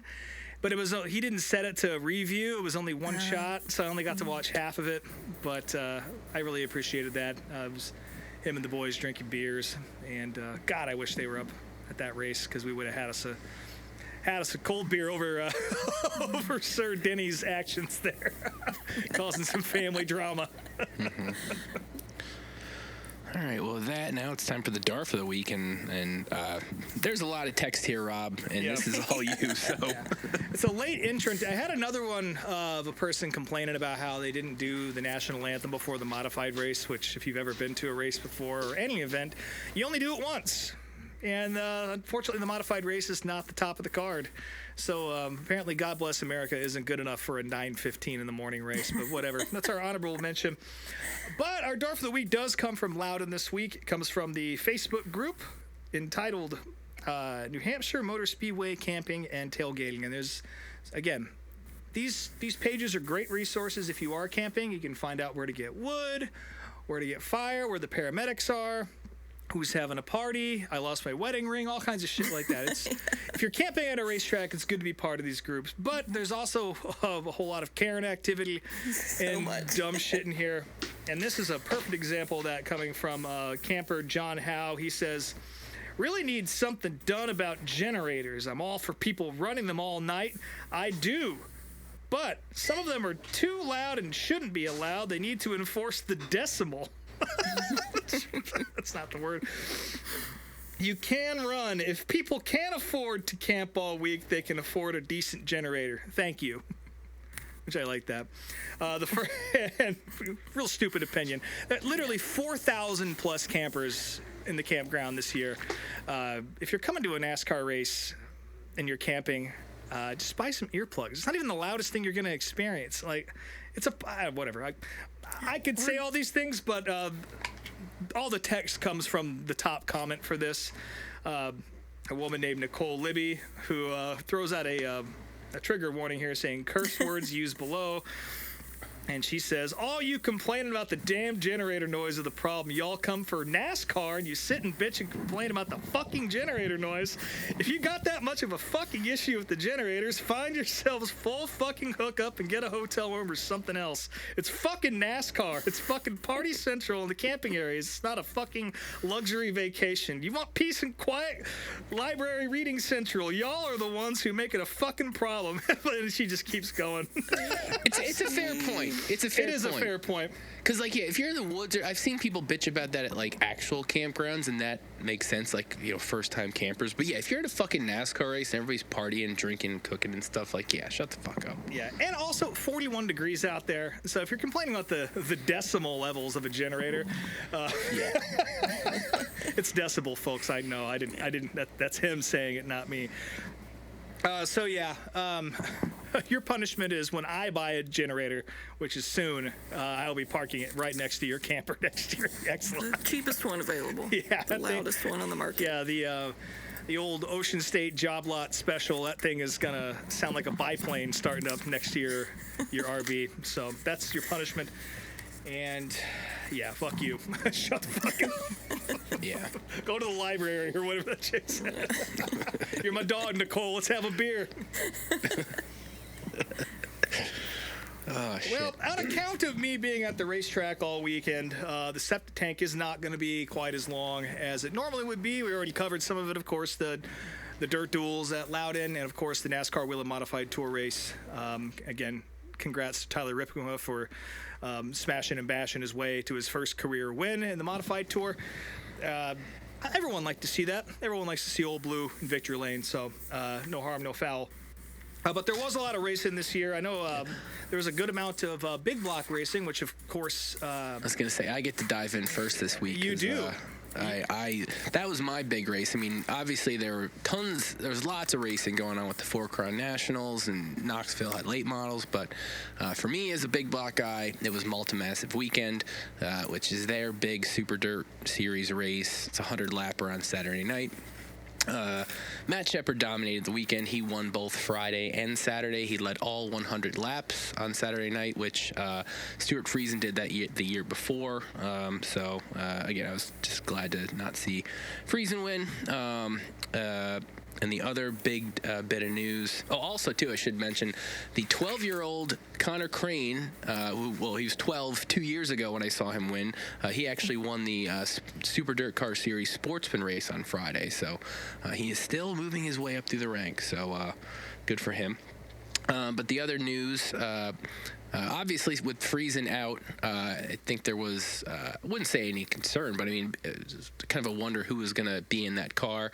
I know Jessica, his wife, had run the car in a few races, but for Super Dirt Week, the big block race of the year, Alex Yankowski, who is one of my favorite modified drivers, is going to be in that car. So definitely going to increase his chances of doing well, although it will be a little weird to root for Friesen's car in a modified race, but yeah. Oh, I felt the same way pulling for Caden Honeycutt in the truck this weekend. Yeah, it just doesn't feel right. Yeah. Yeah, so those are my big news and notes. And like I said, I did watch bits and pieces of the other stuff, but I wasn't paying too close of attention. So Yeah, also shout out to Dave, who I was hanging out with. He hightailed it out of there before the truck race to make sure he got to Malta in time. So that was... Yep, and he hit me up to see what food he should try at the track. So Yeah. And what did you tell him? It's not that good? I mean, it's fine. like I'm trying to Get the bread bowl, dude. You're... No, it's the food there is fine. It's just basic though. Like Lebanon Valley has everything on the menu you should try, but Malta, it's just kind of basic. Yeah. Cheese on fries. Sports food. Yeah, it's fine. I think I got like chicken fingers or something when I was there last time, and they were good, but still no Lebanon Valley food. Yeah. Well, you mentioned the Four Crown. That was this weekend. I didn't get to watch much of it, unfortunately. It's usually appointment viewing for me, but I was a little tied up. But Dason Persley did pick up a win in the USAC sprint cars.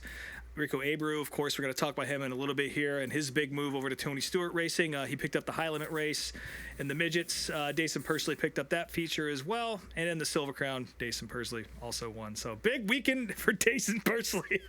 Yeah, Bobby that kid is fucking awesome. Bobby Blaze was very excited about that because he's worked with Dason in the past. So he has, yeah. Stoked. And he's a good guy from all accounts. And of course, if you guys remember a couple of years ago, there was a point where he got in such a bad wreck that they thought he might not walk again. So the fact that he's out here, not only racing and just being able to sit in a race car, but to be as successful as he is, I mean, he is definitely. He's already a star, but he's a future star and a legend of dirt track racing and sprint car racing for sure. So I think we're all excited to see him get the sweep there. Couldn't get the high limit one, though, unfortunately. That would have been badass. But like I said, Rico Abreu picked up that win. And the big news this week in the sprint car world, of course, Rico Abreu and Tony Stewart Racing, they kind of made it sound like he was getting hired, but it's really more of a merger. For those of you guys who aren't aware of how Tony Stewart's sprint car team has worked in the past few years, it was really Donnie Schatz, I guess, who was running the program. And Tony, of course, admitted this on Dale Jr.'s podcast, a little bit too busy to run the program and needs someone to come in and take over. And so that perfect guy for that is Rico Abreu. He's leading the high limit points here. He's almost certainly going to be the champion, and this also means that I don't know if we talked about this last week, so I apologize if this is repeat news. I forget when it dropped, but I think it dropped right after we recorded. Yeah, it did. Well, thank God. Deja vu. It feels like it was so long ago. Definitely a bummer to see a sprint car team go away and Rico Abreu's family team. I guess Tony Stewart's branding is going to be taken over here, but that is one less car out there. In fact, Kyle Larson made that point in his interview at Loudon when they were talking to him about it. It's a shame to see another fast car kind of get taken off the board, and it's also a shame for the Outlaws to lose another competitive car, despite recent results. TSR and Donnie Schatz were just about the most successful team in recent sprint car history. They've got 10 World of Outlaw titles. They've won every crown jewel imaginable. And the fact that they're no longer going to be in that series is it's kind of crazy. But I think Rico and Ricky Warner, his crew chief, who, of course, Ricky was Donnie's crew chief when they won all those championships in World of Outlaws. So kind of a homecoming for him. And I think you're going to see whatever number they choose for that car, whether it's the 15, whether it's Rico's number, whatever it is, it doesn't matter. It's going to be fast as hell. And you're going to see that team most likely return to some of what we saw a few years ago out of that group. And that's good news. So, but again, yeah, one more full-time team gone from World of Outlaws does not bode well for them right now in the tour. Speaking of teams shutting down, Alex Bowman has sold all of his sprint car shit, it sounds like. We'd heard about this before, that he was maybe trying to sell his shit, but I think this is the first time he's admitted it. It was on Twitter. I don't even know if it was like a post that he... Oh, he was posting about stuff. Yeah, no, I thought it was in response to somebody. It was a reply to someone else. They were asking, like, hey, you're going to, can I come buy some sprint car sheet metal or something? He was like, yeah, we sold off everything. So Jesus, yeah. Well, again, hate to see that. Another team gone, but I mean, they haven't been running full time or even part time for a little bit. So who knows when the sale happened? But I think this is the first I've seen of his sprint car team being completely sold off. So that's a shame. I forgot to mention, speaking of USAC, Justin Grant picked up the Silver Crown Championship with a broken fucking leg. What a dog this guy is. He's been running with a broken leg since, I forget where he got hurt, but man, yeah, just those non-wing sprint car guys are just built different. That's a cliche thing to say, but when you see guys like Justin do what he did this year, especially injured, it's pretty incredible, and it takes a balls in a wheelbarrow to do that. So congrats to Justin for getting that title, and I'm sure he's got a few more race wins in him for the rest of the year. But yeah, Jesus, what a dog Justin Grant is. I haven't been much of a fan of his over the years, but he certainly turned me into one this year. He's a badass, even though he was a little weird in that Dirt documentary. Yes. Speaking of Dirt, there's going to be another edition of that coming out featuring the stars and cars of the Lucas Oil Late Model Series. First 4 episodes are debuting over the next 4 weeks. Get to see Jonathan Davenport, Ricky Thornton Jr., Devin Moran, and I think Brandon Shepard are the drivers that are featured there, which would be your top 4 in the Lucas Oil points. Speaking of Lucas Oil, they were at Knoxville over the weekend for the Knoxville Late Model Nationals. Garrett Alberson winning our range-shortened pre-elim night. And it was a really violent night, too. We saw some sprint car wrecks coming out of these late models. It was pretty fucking crazy. But that wasn't... Hudson O'Neal was one of the guys who wrecked, but that wasn't enough for him to roll the backup out and pick up the big win on Saturday night at Knoxville. Also, shout out Devin Moran picking up a win on Friday night. In the World of Outlaws, this is probably the race of the week. I still got to go back and watch the whole thing. The highlights are nuts, but David Gravel just barely nipped Spencer Basin at the line out at Tulare for the Roth Memorial. I think he took home $83,000 for that win. But man, Spencer Basin turned a lot of heads this weekend. A lot of questions about where he's going to be riding next year. And we don't have any answers on that just yet. But Spencer's definitely one of those guys who deserves a top-line ride, and I guess we'll see where that comes, if it comes. I can't imagine that someone's not going to pick him up, but man, that the move he pulled at the end there, that just shows you he belongs at the top level with a fast car. And yeah, that's pretty much it for the short track septic tank. I already mentioned Doug Kobe and Ryan Newman being on the entry list for this weekend's Stafford Fall Final. I will be there on Saturday, maybe Friday night too. My wife's going to be out of town, so maybe I'll go wild and go 2 nights in a row at Stafford. Who knows? But I'll definitely be there on Saturday to watch Stafford shut it down for the year, at least for or their last marquee event anyway. I think there's one more weekly show after that where they settle all the SK championships and everything. But Fall Final's a great event, and again, you can't ask for better weather in New England right now, so I'll definitely be there for that. There's plenty of more short track racing going on. I didn't write it down, so I couldn't tell you what it is. But if you got Flow Racing or Dirt Vision or Racing America or fucking, I don't know, IMCA TV, who knows? Whatever streaming service you have, there's something to watch. And if you got a racetrack close to you, make sure you go out and see it, even if it is the flat track at Loudon, if they were running. So we're going to go ahead and flush the septic tank down this week, and I'll have more to talk about next week. Actually, ended up being a pretty normal septic tank, I think, despite the fact that I said it was going to be short. So how about that? Whoosh.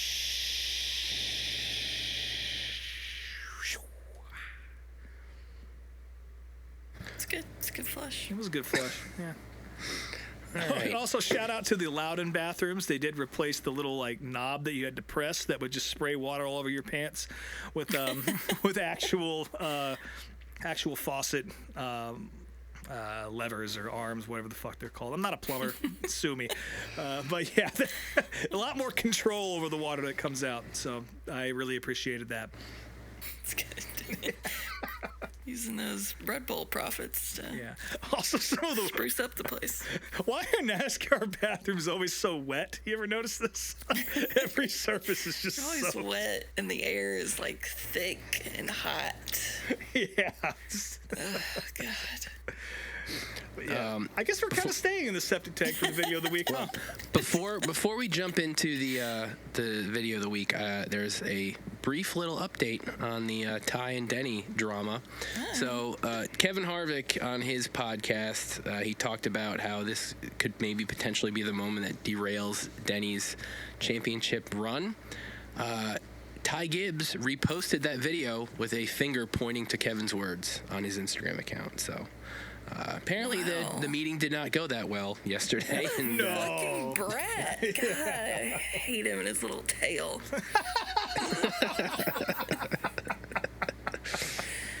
You can't spank him because the tail's in the way. Joe Gibbs needs to do something about that. Wow, that's some shit. Christ. Yeah. Well, that would be the funniest fight you've ever seen, and I can't wait for it to happen. Literally taking money out of his own fucking pocket.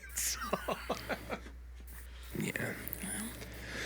Well, with that, we're going to time travel back to 1983 here with the American Sports Cavalcade broadcast of two different races at Long Nashville before Motor Ty Gibbs Speedway. was even born. Yeah, none of us were alive. I wasn't even alive when this race happened. Nope. That's true.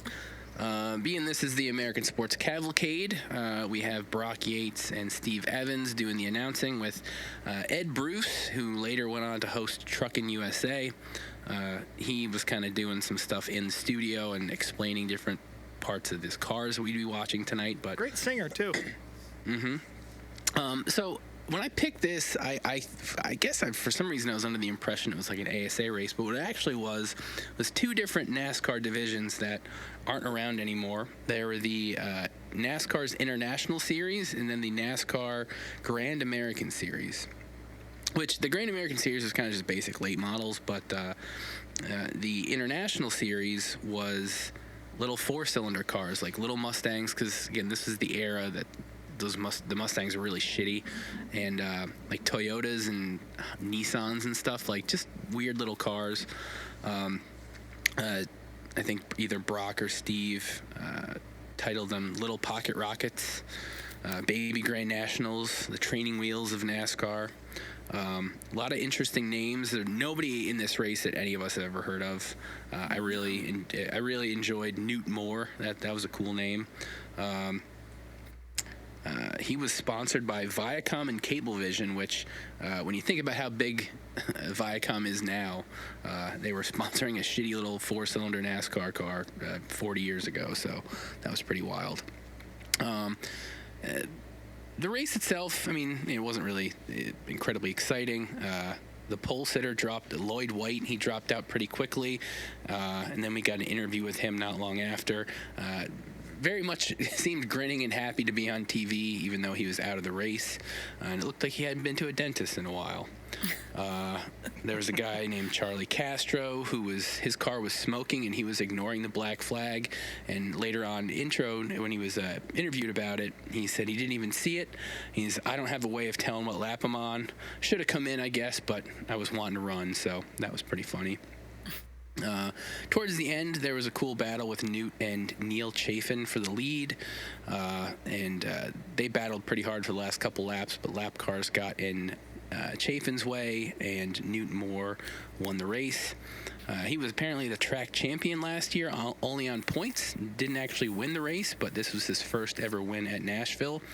A lot of the interviews with these guys were pretty funny. Yeah.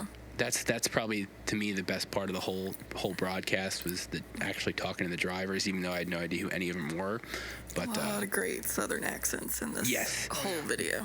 Very much so. And Newt, for his win, he pocketed $135, which is $439 in today's money, so big payday for them. Not much different from what we saw at the flat track at Loudon. So the second race was the feature, the Grand American cars, which, like I said, are pretty much just late models. Ed Bruce was doing in-studio stuff at Day Enterprises, and he was explaining how the car's frames were built. Now, I said there were some notable drivers in this race, and there really were only three. Obviously, Darrell Waltrip, Sterling Marlin, and also Mike Alexander, who maybe isn't as well known, but, he did take over Bobby Allison's car after Bobby had his wreck in 1987. Didn't really have much of a NASCAR career, but he was there for a minute. Sterling had an interview pre-race, and he didn't have a whole lot to say. His accent did not. It was obviously a bit worse than it was in his Winston Cup days in the 90s and 2000s. He was very hard to understand anytime he was on camera. Yeah, there was definitely like a full sentence where he just went full Boomhauer, and I had no idea what he said. Yeah, his second interview, like they did it like an inset interview. Yeah, maybe it was the second one. Okay. That one, I literally half it, I couldn't understand what the fuck he was saying, and he was just bobbling over. He was trying to say, what the hell did he say? Because I wrote this down. He was trying to say something about a gas company. Beeman Pontiac, and he must have said, he tried to say Beeman Pontiac 18 times and couldn't get it. And then then afterwards, Steve goes, "What a handsome, well-spoken young man." I don't know about that second part. As far as the race itself, the guys were stating, because this was still in the era that the Cup cars were racing in Nashville, but these cars were actually faster because they were obviously a ton lighter and smaller. DW said he's never driven this class before, but he's like, I'm here, they're racing, why not? He was in Mike Alexander's team's second car for the race. What was the name of the tires that DW said he was running? I know everyone else was running Goodyear, but I meant to write that down. They're McCreary's, or at least it's spelled McCreary, but he pronounced it McQueary, and I've heard a few people pronounce it McQueary after the fact, so I guess maybe I was mispronouncing McQueary the whole time. But yeah, McCreary was well known in dirt racing. Those were the tires when I was a kid that everybody in modifieds were running, so I was familiar with them. And I don't know if they're still around or not. I think they might be, but at this point, Hoosier's kind of taken over the dirt world. There were 19 cars in the race, but Roger Garman didn't make it to the green flag. It was the first three was Mike Alexander, Sterling, and DW. DW got around Sterling pretty quickly. Mike Alexander, he had a flat tire with a few laps into the race, and DW got the lead. Alexander had to pit, and his crew chief gets on TV and says they forgot to glue the lug nuts to the wheel, so the pit stop took quite a bit longer, which is pretty funny to think about, because, if you didn't know, that's how you should know by now if you're a NASCAR fan, but yeah, they glue the lug nuts to the wheels so that way they can just kind of fire them on. But you know what? Sorry, I just realized something here. They're American Racer tires now. Oh, they switched. Oh, okay. Yeah, it's a different name. But American Racer's still out there, and they are still taking it to Hoosier. So. Yeah. So yeah, that after the Alexander thing, both Brock and Steve were making jokes about a driver in the race with the first name of Carol. Doris. Doris. Yeah. He said it was Doris. A driver named Doris. He said it's Doris with 2 R's, which makes it a man's name. I've never heard of if you say so. Yeah, I've never heard of a man named Doris. Classic Meemaw name for sure. Yeah. Yes. Let's see. Ed Bruce comes back on screen, and he's here to explain the different types of body material types. The Sterling interview happens, which I already mentioned. Sterling ends up passing DW after they ride around for a while, and he ends up getting a pretty big lead. Brock Yates has another inset interview where he talks about the air disbursement and how there's some sort of intake that flows air through the back of the frame of the car and gives the car more downforce, which I thought that was kind of interesting. Sterling ends up bobbling around in lap traffic, and DW gets the lead back. We see Mike Alexander trying to unlap himself. He needs some cautions, which there was only one in this race, which we'll get to in a second. Cuckoo Marlin was there. He was on the radio for his son, And he says they had a tire that was blistering, but they won't pit unless there's a caution. Yeah, not a lot of cuckoo marlin footage out there, so that was a nice little surprise. Yeah, that was neat. Yeah. I enjoyed hearing him say the word tires. We get another Ed Bruce piece talking about the motors and the weights of the cars. Mike Alexander is about to get back on the lead lap as he's the fastest car on the track. And then finally you get the caution with Tony Cunningham, and everybody goes into pit. Both DW and Sterling are in there, and Sterling beats DW out of the pits. And they, throughout this whole broadcast, I don't think they mentioned what lap they're on, other than the halfway point. That was kind of frustrating. Yeah, that got kind of, I didn't know what the hell was going on. Sterling, after the restart, he has a clean track in front of him, and he's gone. DW runs up on him once, but Sterling ends up getting the win. But, unfortunately, Sterling was underweight by 67 pounds, and he was DQ'd, which they mentioned that after interviewing DW, and DW gives this very weird sheepish interview where it's like you can kind of tell he's pissed he finished second and like went out of his way to run this race, but he's doing his best to kind of just smile and grin through it. Classic DW. Yeah. We get a Mike Alexander interview where he says he got another flat with 7 laps to go, and that kind of ruined his day. And, yeah, I mean, we got the Sterling interview, and again, couldn't understand what the hell he was saying, but he didn't win the race after all. So this was a fun watch. I can't say, I mean, obviously I watch a lot of old racing footage, but not so much these like short track cars and old late models and stuff. So while the racing wasn't the most exciting I've ever seen, it was still a neat time capsule to go back and watch. So what did you guys think? Well, I did enjoy how earlier in the broadcast they spelled Doris's name with 2 R's, and then towards the end when they were given the rundown, it had switched back to 1 R. Oh, they made him a lady. Made him a lady. Yeah. Well, they also, I forgot to mention, they also misspelled Sterling's name, which isn't the first time I've seen Sterling without a G at the end. Even early in Sterling's NASCAR career, they spelled it that way. So I thought that was funny, but yeah. Yeah, it was neat watching a race like Nashville kind of in its heyday. I mean, me and Brian have been there for an SRX race years ago, which was amazing. I guess the only downfall It was amazing for you.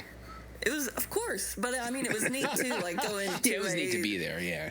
Sold out, Nashville Fairgrounds, and it still the whole vibe of that place is amazing. Yeah. Yeah. Yeah, I've been fortunate enough to go to Nashville as well, and it definitely feels and looks a lot now like it did in this video.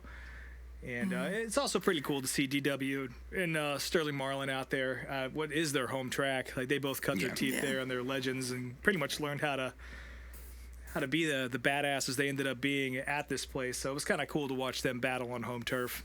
Yeah. Yeah. This footage was very dark though, like the lighting.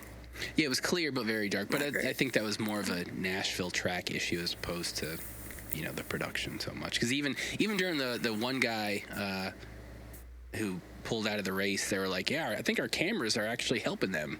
So I will say. Also, go ahead. Go ahead. No, you go ahead. Doris first. I was going to say 1 R is first. There's a ton of Ed Bruce in this, and we've had videos of him in the past where he was, doing monster truck announcing.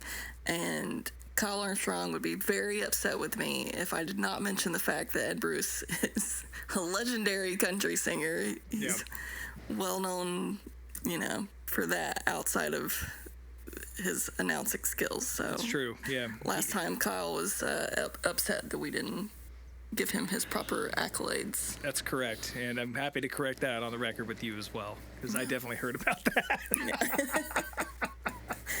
Also, I noticed it's nice to see footage of there being no condos or bullshit around this. So it just proves to me that those folks moving in around Nashville and complaining about the noise are just as bad as our friend complaining about the generators. Yeah. And they should also fuck off back Go to where they library. came from. Go back to the library.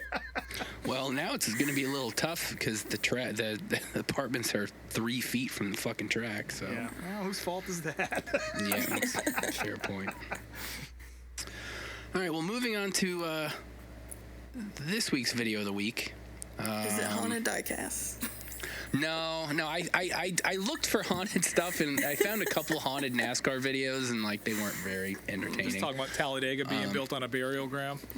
Well, no, there was the one that I found, like, I think the main 2 stories were Junior getting pulled out of the car by the ghost of his dad, and then the Bobby Isaac story, which everybody knows, but there wasn't really anything else interesting. But the video I did pick is going to be something. So this one, again, I'm going to thank NASCAR Man, not so much for the footage, because it's not his footage we're going to watch, but he unlocked a memory that I was trying to remember a few weeks ago.